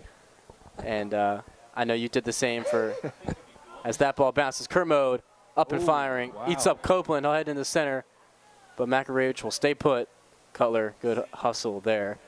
But I know Clark Dearman then puts yours round 1 pick number 2. So that would have been a cool combo, but we'll have to wait and see. I know it's just all fun and games. He has way more fun doing it than I do, I'll say. I can back you up on that, Clark. He's like plotting, like, you know. Oh, yeah. He spends time thinking about Always how to has mess with something you. for me every day we get to the field. Always. Something new. Magaravich with some shuffles. Ripped up the middle. Cutler's going to have to come up and throw. And it'll be off the line. And then Budzik is now into second. Tough one there for Sam Duncan. That ball was smoked up the middle, almost took his head off. And now the lead is increased 4-1 Sharks here in the 7th. And as for Duncan, Cole, how do you bear down in this situation? Well, it's a really big situation. It's a really good team, I'd say. I mean, it's just you just got to keep pounding the zone and get your defense a chance to make a play. He's done nothing wrong this inning. I think he should keep throwing the way he is. That was a good changeup right there. Yeah, slider in there. That appears to be a slider, but that is a changeup. Disgusting. It looks like a slider, but it is. Well, nasty excuse me then. A lot of people think that that's a slider, but it is just. Okay, well, me and Hunter Cole out here are pretending to do arm angles right now to figure out which way that one goes. 'Cause it looked like it curved into the left-hander bat, but a changeup usually would cut away from left-handers. So it blows my mind too. well, yeah, I guess the fact that we have no idea where it's going makes it good, doesn't it? Oh yeah. It is now 1-2 to Smith, their center fielder. Duncan sets and kicks with the 1-2. Good. That one cut away from the left-handed hitter, and change-up or not, strike 3. And the Sharks put up 1, but the Steamers have a chance to respond here in the bottom of the 7th. We will see you on the Edenton Steamers YouTube channel.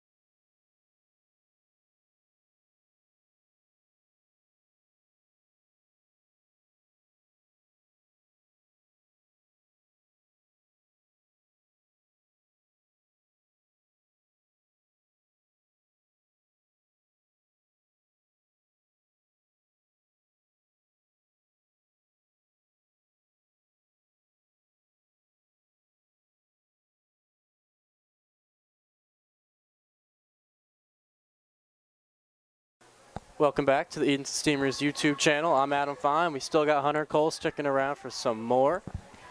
And we got a new pitcher and catcher here for the Sharks. Chaz Bertoloni in catching. Relieves Jansen's duties as he got beat up the last inning. And on the mound, Grant Lohmeyer, the tall lefty, was in now to face Cutler, as that will go behind him. Not the start you want if you're Lohmeyer, but that's all right. Got some oohs and ahs from the fans there. Oh yeah, wow. I know that freaks me out when the ball goes behind me. You don't know where this next one's going. I'll tell you that for a fact. Yeah, exactly. So. It's hopefully not in his back. Exactly. Lohmeyer's 1-0. Oh, no. Well, they overcompensated a little too much there. That one was away, and it's 2-0. And for Cutler now, hacking. 2-0, need a good 2-0 swing here. Fouled off the last 2-0 count he saw. Definitely a pitcher's pitch right there. Pitcher's pitch for the umpire, however, for the fans, they don't like that term too much. No, unless we're on the mound. Exactly. Lohmeyer now with 2-1. That one's not going to be disputed. 3-1.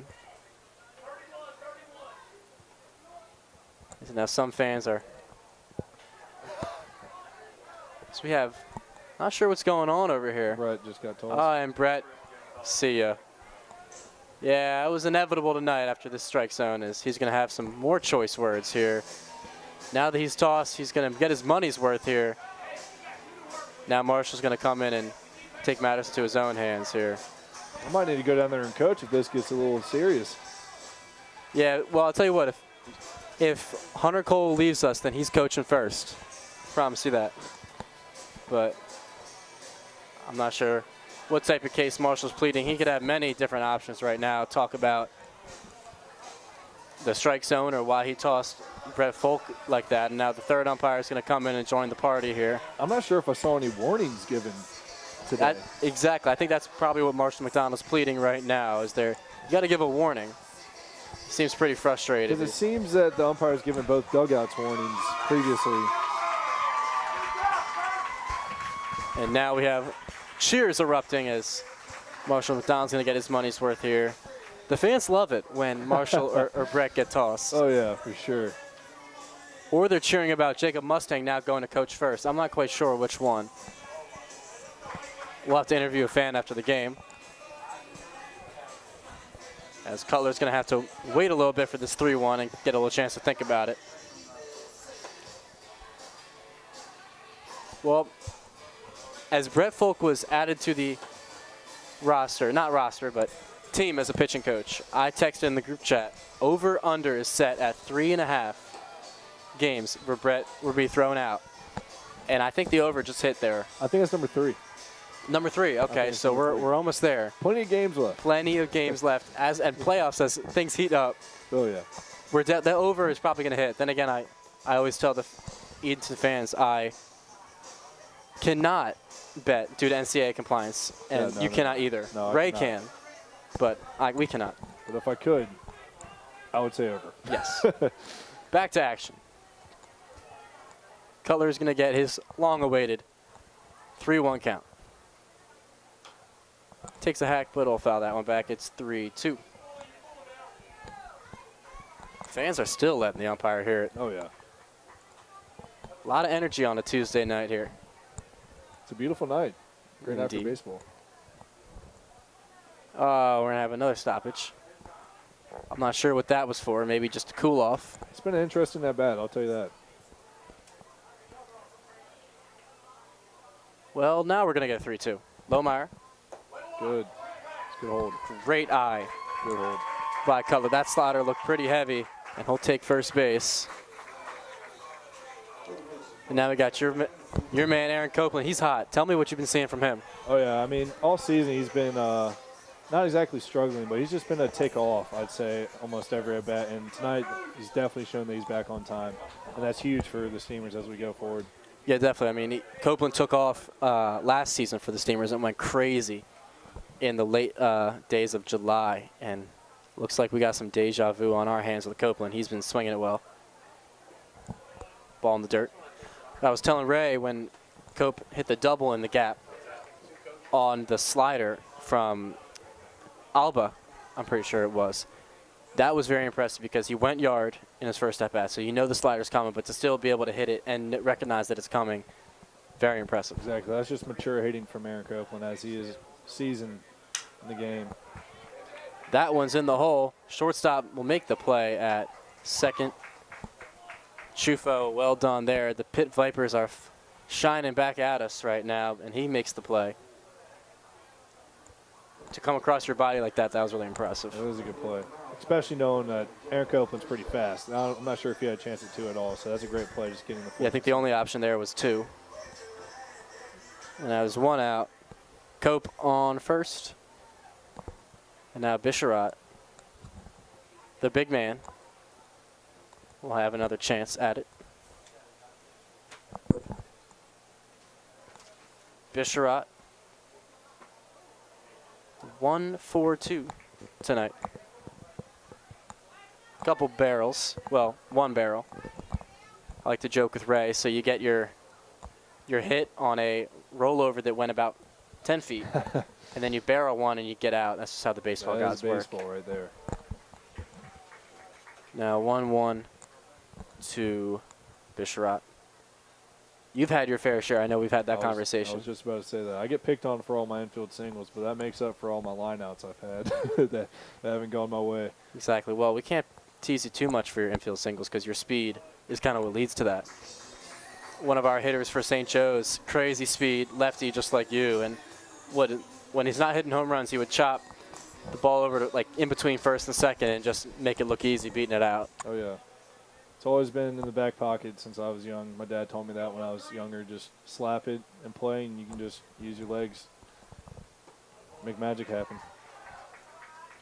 60 time. Give it to the people. Best 60 time. My best 60 time, well, it was my senior year. It was a 6.69, but I'm very confident I can run faster than that right now.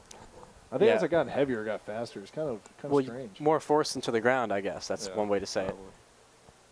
3-1, Bisharat hacks, and we'll do it again with 3-2. For those that don't know, 60-yard dash, and that's a big measuring tool for high schoolers coming into college. So it separates really sometimes potential in one ways. For sure. And for Hunter Cole, that is definitely the truth. Randolph Macon, I know, is going to like that speed.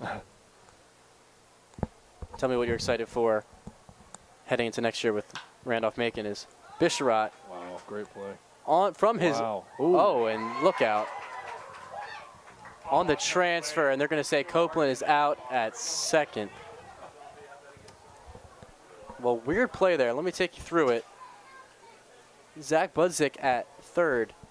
From a seated position will bounce one over to second. And they're going to say on the transfer, Copeland's going to be out. And after all that drama, only one out occurs, and there's still a man on first base. A lot going on. I'm surprised to see not much contest as with the umpires on that call. And now Ryan Kay will have a chance. Definitely a tough call to make right there, but clearly was the right one without Marshall arguing it. 0-0 to Kay. Upstairs a little bit. 1-0. So we got kind of interrupted there by that crazy play. So talk to me again. What are you looking forward to most? What are you looking to accomplish in your first season with Randolph Macon? Well, being there this past spring, but being ineligible, I got to meet all the guys, and I got to say it's a great group of guys there. And great coaching staff, beautiful field, honestly, and I'm just really excited to get started finally. Just being able to practice, not knowing I could play, it's a hard mindset to have, but I'm really excited to get to work this fall. Yeah, I know it makes playing that much sweeter, trying to make the most of every opportunity you have down here. That was the case for all of us when we had a canceled season last year, so I know all about making the most of it, and definitely making the most of it your time here in Edenton. Sorry to bring that up once again. Okay, 2-1 count. Slider swings over top of it, and it is 2-2 and 2 outs. My favorite count. A lot of twos. Kay grounded out into a double play and struck out in the 5th. Tell you what, Ryan Kay can change a ball game at any point of the game. That is true. A lot of we power definitely know in this that. guy. The 2-2. Same pitch, same result. Kay goes down, and that'll do it for the Steamers. A couple base runners, but nothing doing. It's a 4-run ball game as we head into the 8th. We will see you back on the Edenton Steamers YouTube channel.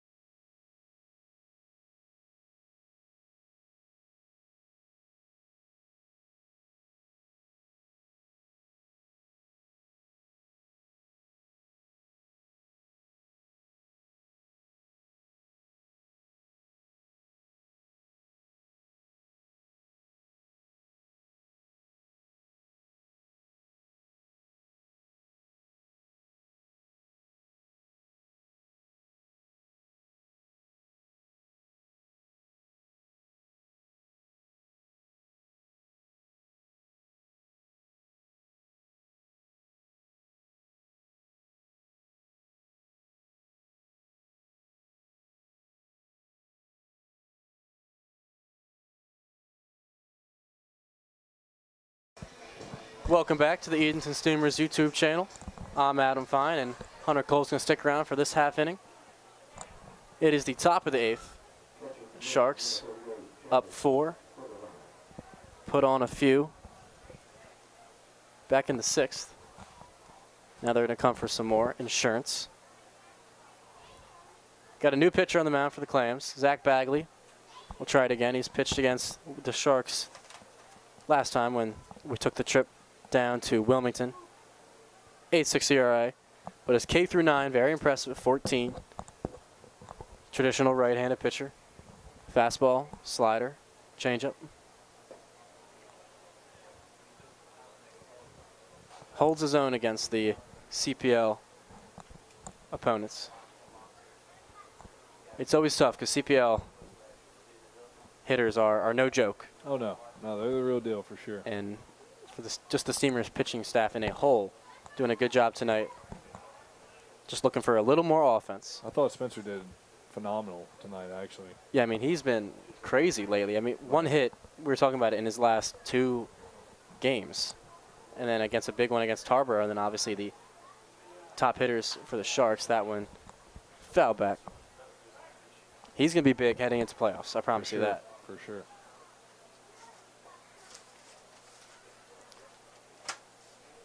So I asked every player this so far. What are some pitchers heading into playoffs? We're going to need people to come through in the big moments. Who are some, give me 2 pitchers, 1 starter and 1 bullpen guy that are big time when the lights are biggest, or brightest, should I say. That's a tough one. I think all of our starters all have potential to go at least 7 innings at any point in the time and have us close in the ball game. But Scotty, Daniel Brandon, yep. He had a very good college year, so I think he's going to have a really good postseason. But I got to give it to Clark. Clark's an explosive arm, and he plays off of energy. And coming up playoffs, high energy games, I think he'll feed off that. And for the relief pitcher, if Aiden's in the bullpen, I'd say him and Blake Gibson. Those are my 2 bullpen arms right there. I can't really pick between them. Can't argue with you on that one. Bagley surrenders a walk, and now the former Steamer, Alan Alonso, will get his chance back in E-Town. Looks familiar in that box. Yeah, he was swinging for the weight room out there in center. 0-1 to Alonso. It's been successful against the Steamers. He started both games against the Clams in Wilmington. A lot of barrels out of that kid. Hit over 400 when he was here. So he definitely knows how to hit, and these Steamer fans definitely know as well.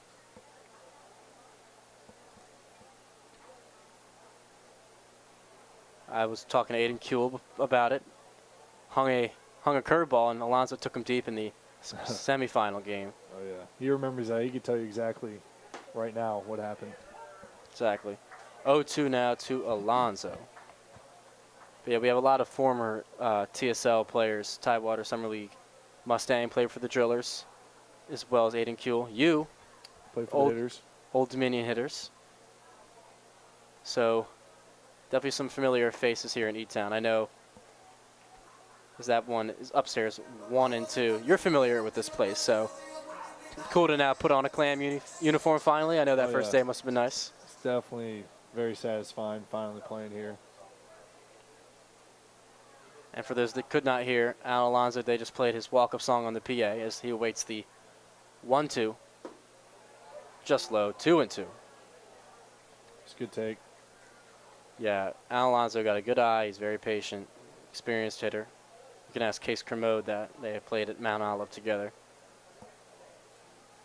But yeah, I mean, when I was calling with Ray and you were sitting up here and you were yelling out like good or bad or, you know, like just on every reaction type of to every pitch, and I know that's what I do as well. It's just kind of, you're always locked in, always working. Well, especially sitting right behind home plate, you can see the way pitches come in and hitters' reactions, and some better than others. 3-2 to Alonso. And I'll go off the mask of our umpire, and we'll do it again. A lot of long at-bats since you've been up here. I know Tarboro is I mean, I got to ask you this now. Does it bother you when you're out in the outfield and Tarboro just continuously works at-bats like it's nobody's business? I say in the outfield it gets a little boring out there, but Tarboro's high energy games always, so it's easy to lock in. But having hitters constantly battle is pretty annoying, being in the field and as a pitcher, I'm sure. Yeah, I talk about pace of play a lot, and I know I talked to Mustang about this. When you have guys like Daniel Willie who just work super quickly, they get the ball, they're back on the mound, they're ready to pitch right away. Alonso fouls that back, and we'll do it again once again. That obviously helps. That's not just to keep the hitter off balance, but it's to keep the fielders engaged. Right. I know that especially helps the guys up the middle and you in the corner, because sometimes it gets boring out there. Right, yeah, for sure. Are you a guy to pick dandelions out there like me? Or? No, those years are a little past me now, but I know exactly what you're talking about. All right, well, I guess I'll just be unique in that way. Alonso walks after working a strong at-bat. 2 on now. Another pinch hitter here. So I got guys. Carson. Now I got 2 guys on. Brett Carson. We saw him start against the Steamers when they traveled to Wilmington. It's a great pitch. You said it, Hunter. Great pitch, great spot. They've been living on the outer half tonight. Spencer Ambrose did a great job. For sure. How tough is it when a pitcher can locate that well, especially on the outer half of the plate? I know you like him inside, so when you see, I'm not saying you can't hit the outside pitch, because Right. we've seen you do it many times, but the inside pitch is what leads to your home run. So when you see a pitcher establish that outer half of the plate that well, how does that change your approach? It just kind of just throws your approach off in a way, because seeing he pitches out that way, then you're like, oh man, what if he just throws it there again? Then you might change your approach. But that's when good hitters stick to their approach and don't give in to stuff like that. It's just, you got to keep your same mentality no matter what. Can't feed into what the pitcher's giving you. Easier but said.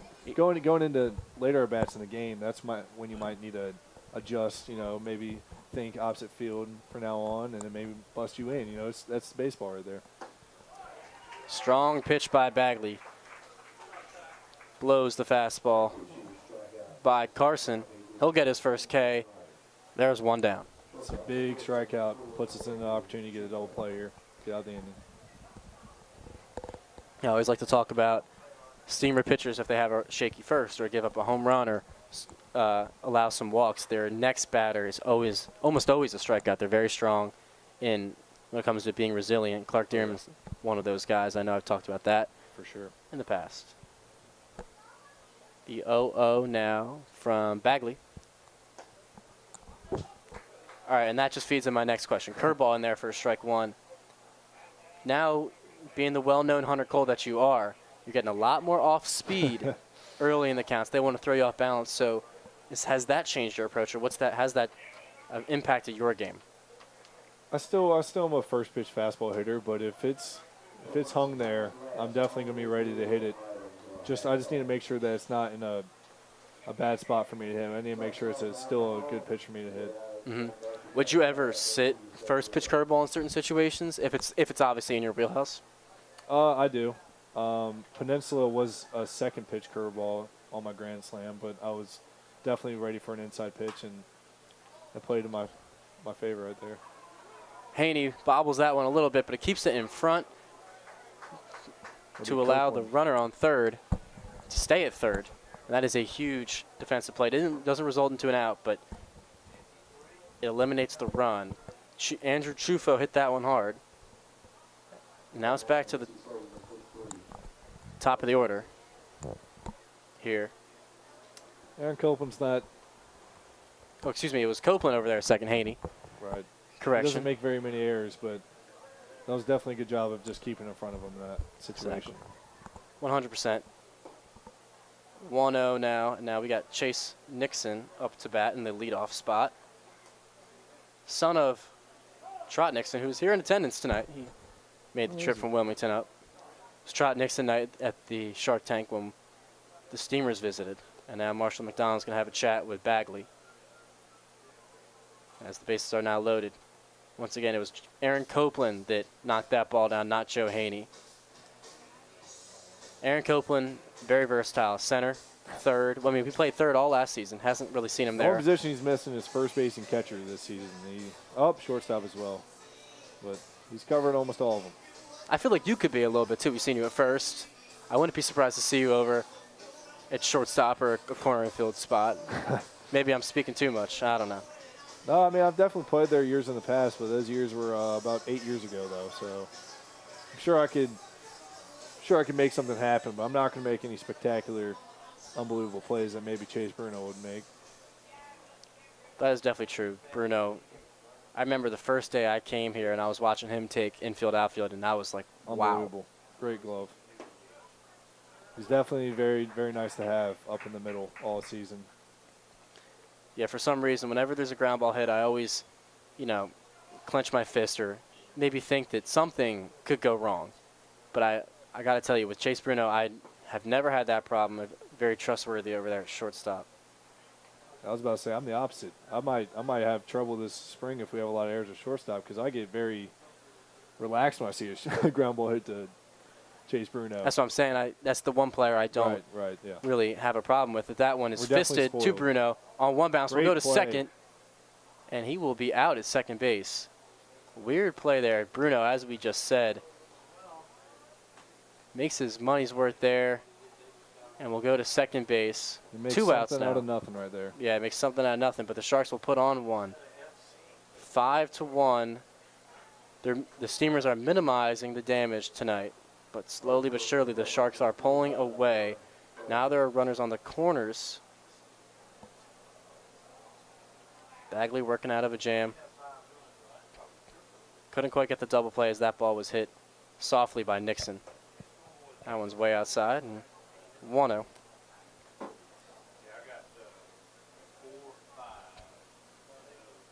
Bedris still up in the 2 spot tonight.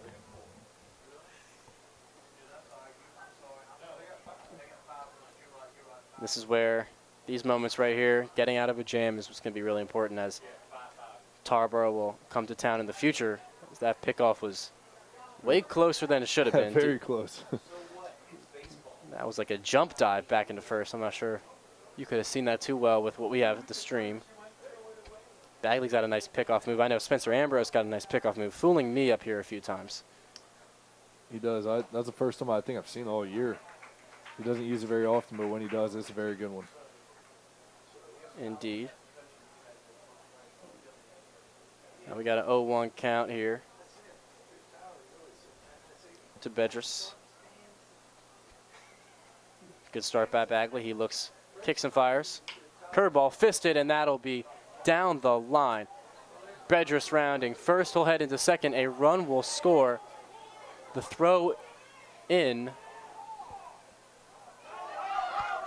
And Copeland looks for, and Case Cremo puts it on him.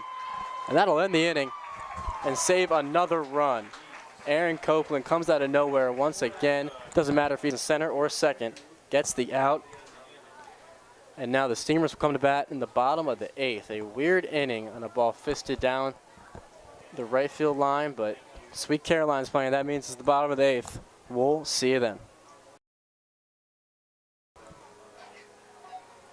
Right back for 1 second as we got to say goodbye to Hunter Cole. Completely forgot. I cannot believe I left without saying goodbye. Thank you for this opportunity.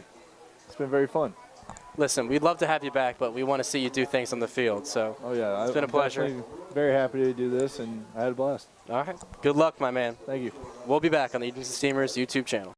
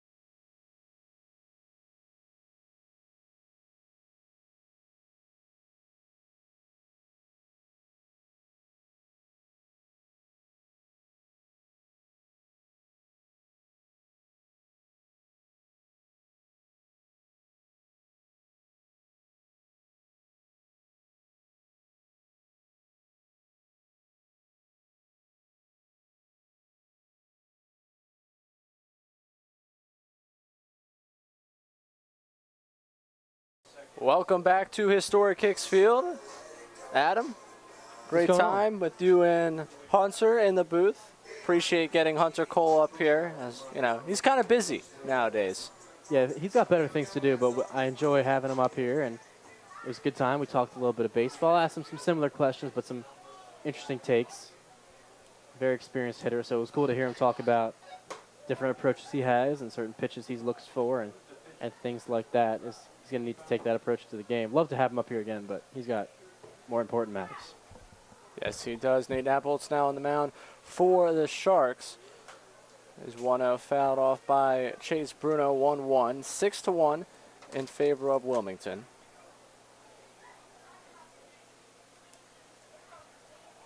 Yeah, slowly but surely, the Sharks are just manufacturing runs here, but one was halted on an incredible throw by Aaron Copeland into home plate.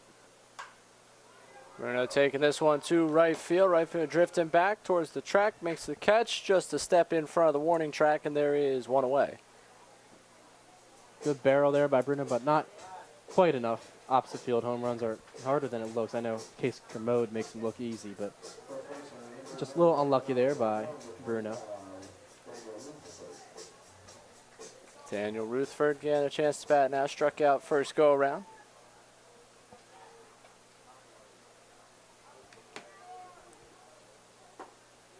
Pitch in there for a strike on one. Steamers in danger of going 0-3 against the Sharks this season.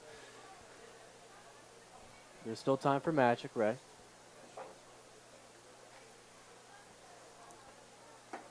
Swing and a miss, 0-2.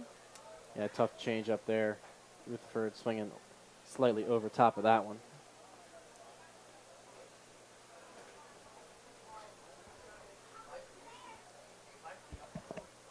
0-2, swing and a miss. He is struck out, and there are two away. It's up to Case Kermode to start a little rally here. Now against the Coastal Plain League this season, Steamers are 2-2 in teams that are not the Sharks. Yeah, for some reason the Sharks have just had the Steamers' numbers. 1-1 against the Pilots, 0-1 against the Wilson Tops, and a close game at their place early on in the season. And what's not understood is a lot of injuries that we had to kind of make shift of, and that was Copeland's, I think, first game out in center field. So to lose that game by a close margin at the Wilson Tops with injuries that we had, I'd say not a bad game. And then the Morehead City Marlins, Scotty Tuhati, Daniel Brandon was on his game. Yes, he was that night.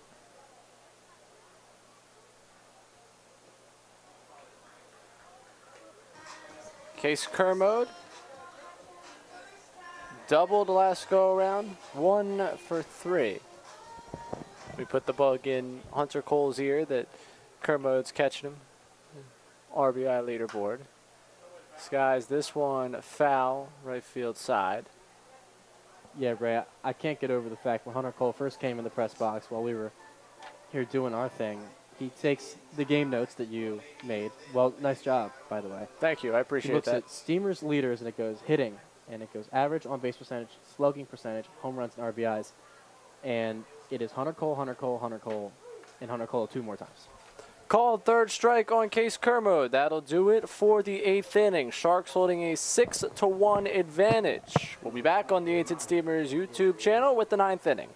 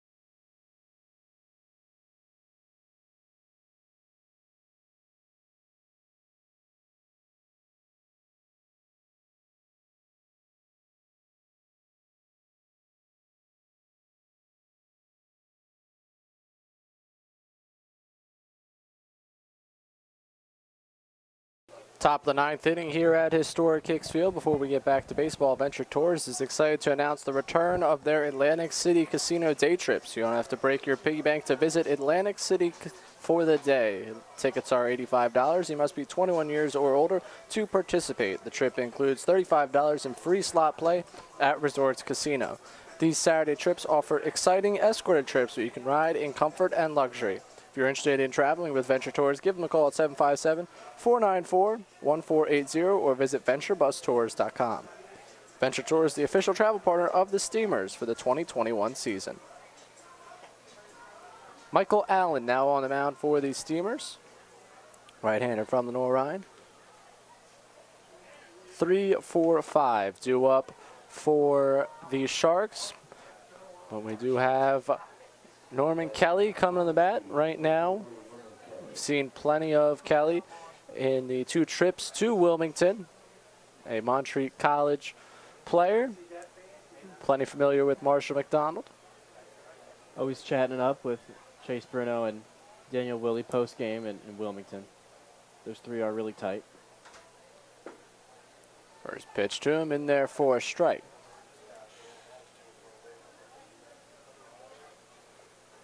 And Kelly impressed in the second meeting between these 2 teams in Wilmington. Came up with the bases loaded almost every time and delivered. 0-1 in there, 0-2.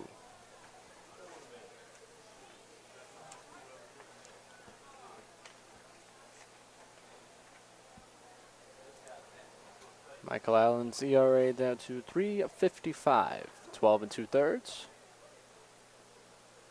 His 0-2 is outside, 1-2.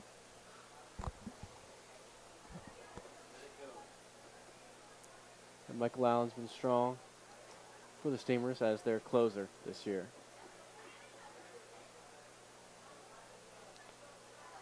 Sweeping slider from the right-hander.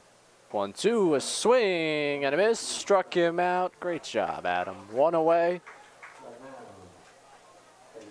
Appreciate it, Ray. There's that sweeping slider right there. Zach Budzik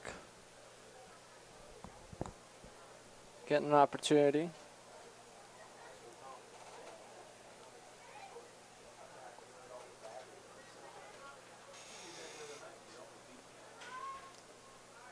Steamers jumped out ahead in this game in the bottom of the 3rd with a solo home run from Aaron Copeland. Since that point, it has been all Sharks. Yeah, Copeland's had a good day all around. That defensive play with the throw into home and then the home run and the double.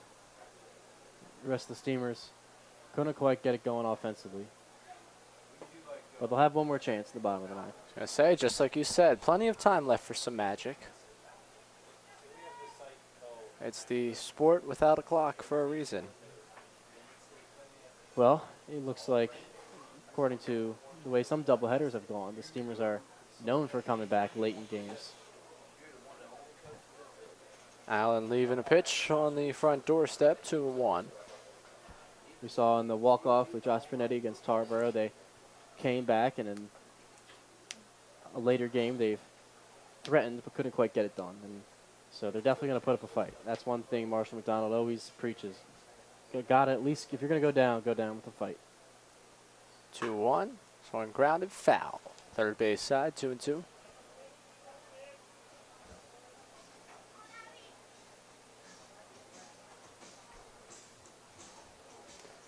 Allen this past spring, 14 appearances, 14 1/3, a 126 ERA. And that was for Lenore Ryan. 2-2. Up and in, 3-2. Well, that slider didn't really slide, or it was a fastball. I'm not quite sure, but full Budzik up there as he got out of the way a little late there. You see he's a little shaken up.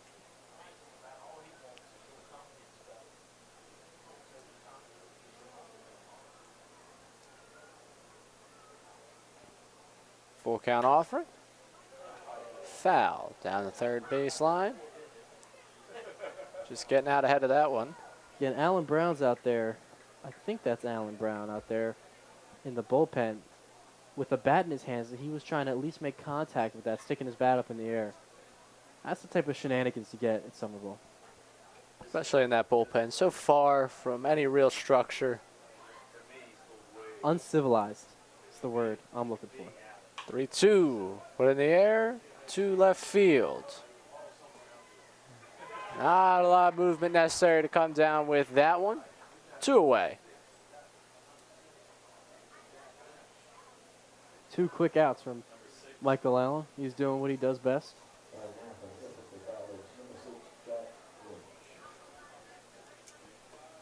Jack Lynch now getting an opportunity to bat.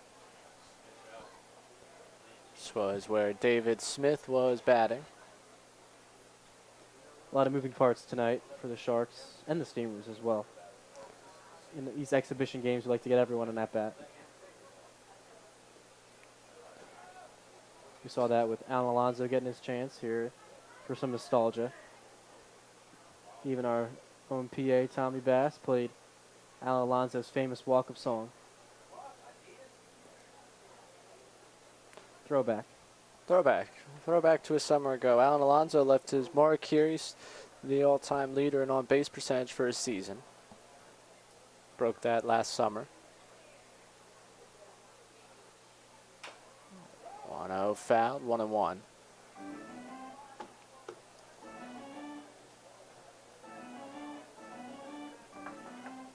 And we're going to get to see your guy in the 9th inning. Is that him out there in the pen? Joe Kemlich, good friend of mine. I've always talked a bunch with him when we went to Wilmington. And he's nasty, so Steamer bats are going to have to get ready. He's got a lively fastball and a wipeout slider. Steamer fans know, but I'm not sure the fans know. The players know too much yet. They'll have a chance to find out. 1-1. This one got a good barrel on it, just way ahead of it. That ball went a mile. Only problem, foul. Yeah. Loud strike on that slider there. Lynch got all of that one.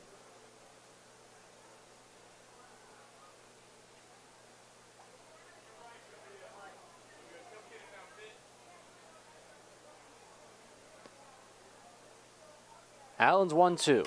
Ground ball over to first. Rutherford fields it cleanly. Toss over to first, and that'll do it for the inning. 1, 2, 3 go the Sharks. No runs, no hits, nobody left. We head to the bottom of the 9th inning here at historic Hicks Field. We'll be back on the Edenton Steamers YouTube channel.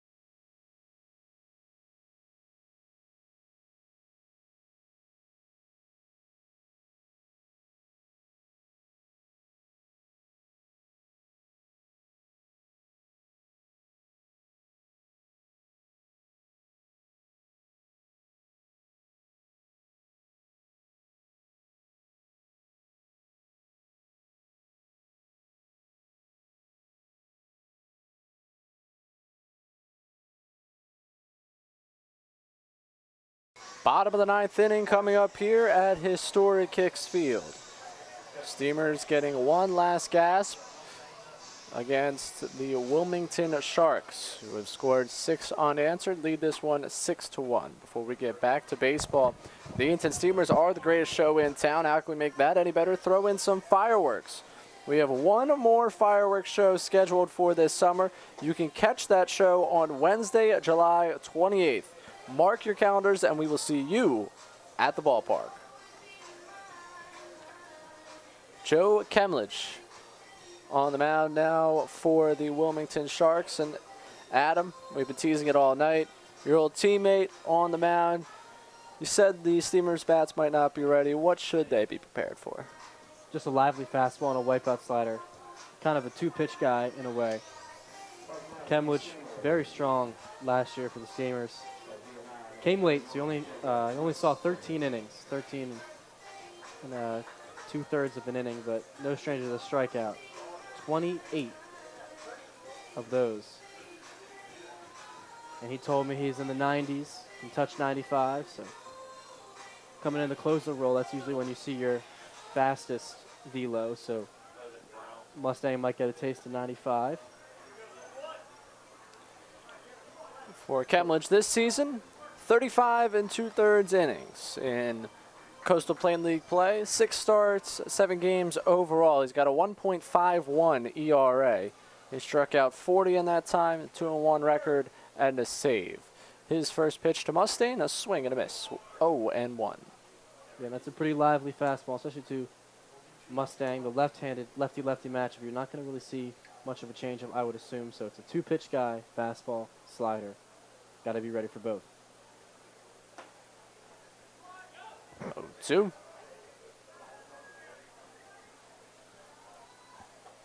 Kemlich, another guy that likes to work with pace. You can see him on the mound, ready once again. Daniel Willie-esque.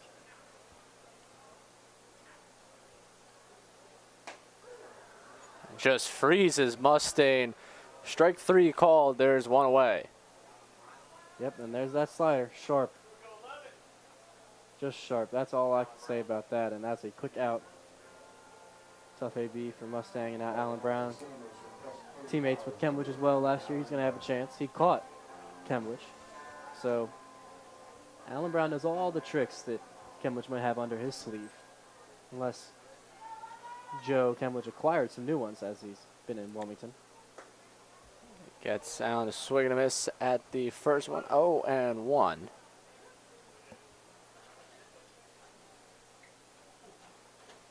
This might be that bat where we could see the changeup.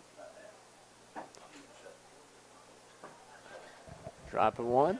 Just missing. 1-1.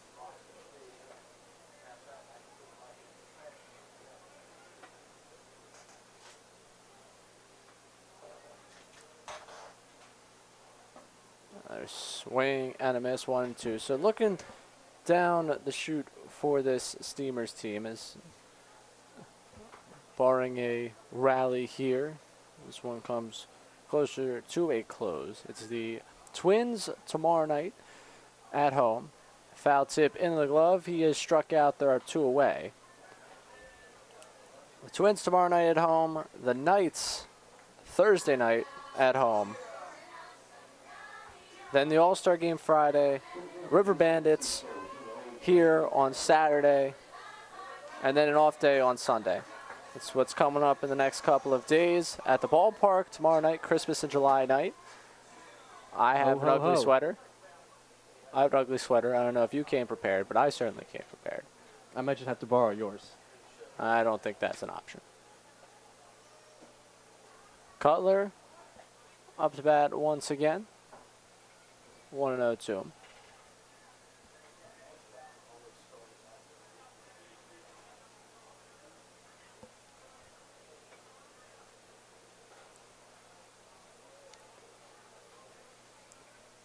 What type of present are you hoping for on Christmas in July, Ray? I'm in more of a giving mood than a receiving mood, honestly. You're definitely getting fruit at the end of your stocking instead of coal. Yeah. I think I'm just more in a giving mood. I would love to receive a victory. That's always a nice gift at the end of a night. Camledge behind 3-0 to Cutler now. But Cutler, I'm hoping he's taking a cut here at that fastball. 3-0, and he does. 3-1.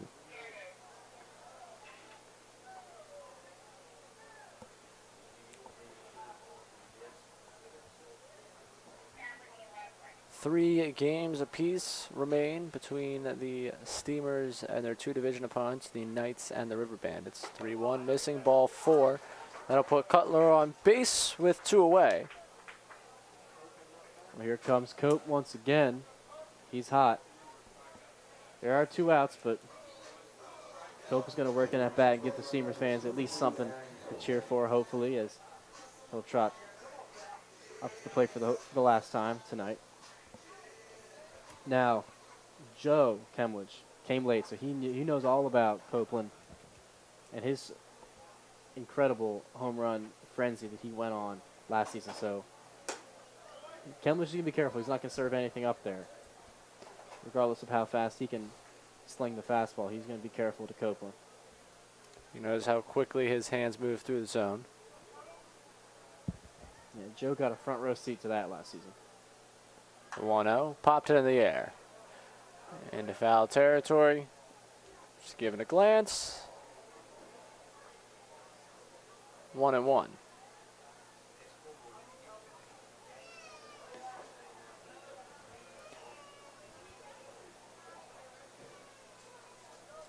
Copeland's home run tonight, his 4th of the season.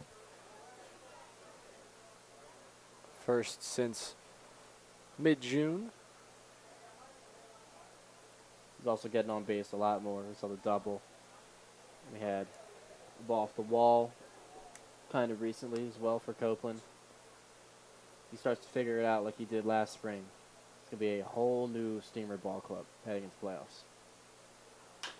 Grounds this ball to third. Fielded cleanly. The throw across from Alonso will end this ball game. A 6-1 defeat for the Edenton Steamers at the hands of the Wilmington Sharks.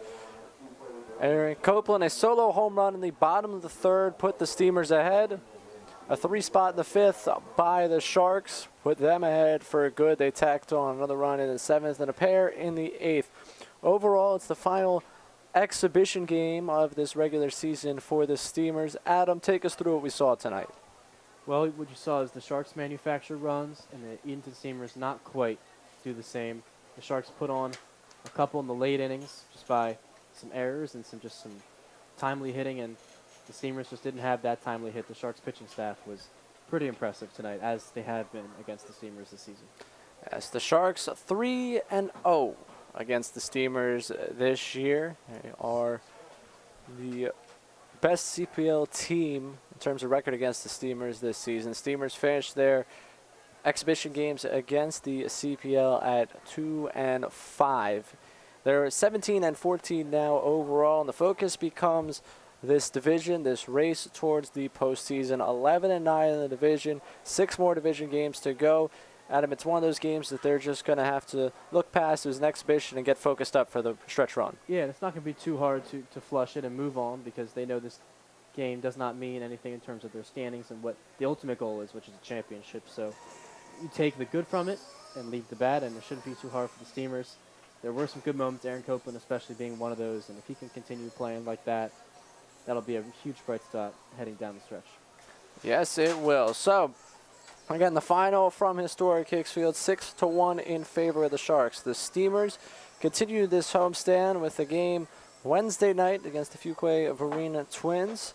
And then a Thursday night, it's the Greenbrier Knights before the All-Star game Friday night. And this homestand wraps up with another one against the Tarboro River Bandits on Saturday. We hope to catch you at the ballpark for any of those, or hope to catch you here on the live stream. For Adam Fine, I'm Ray Dunn. If we don't talk to you tomorrow night against the Twins,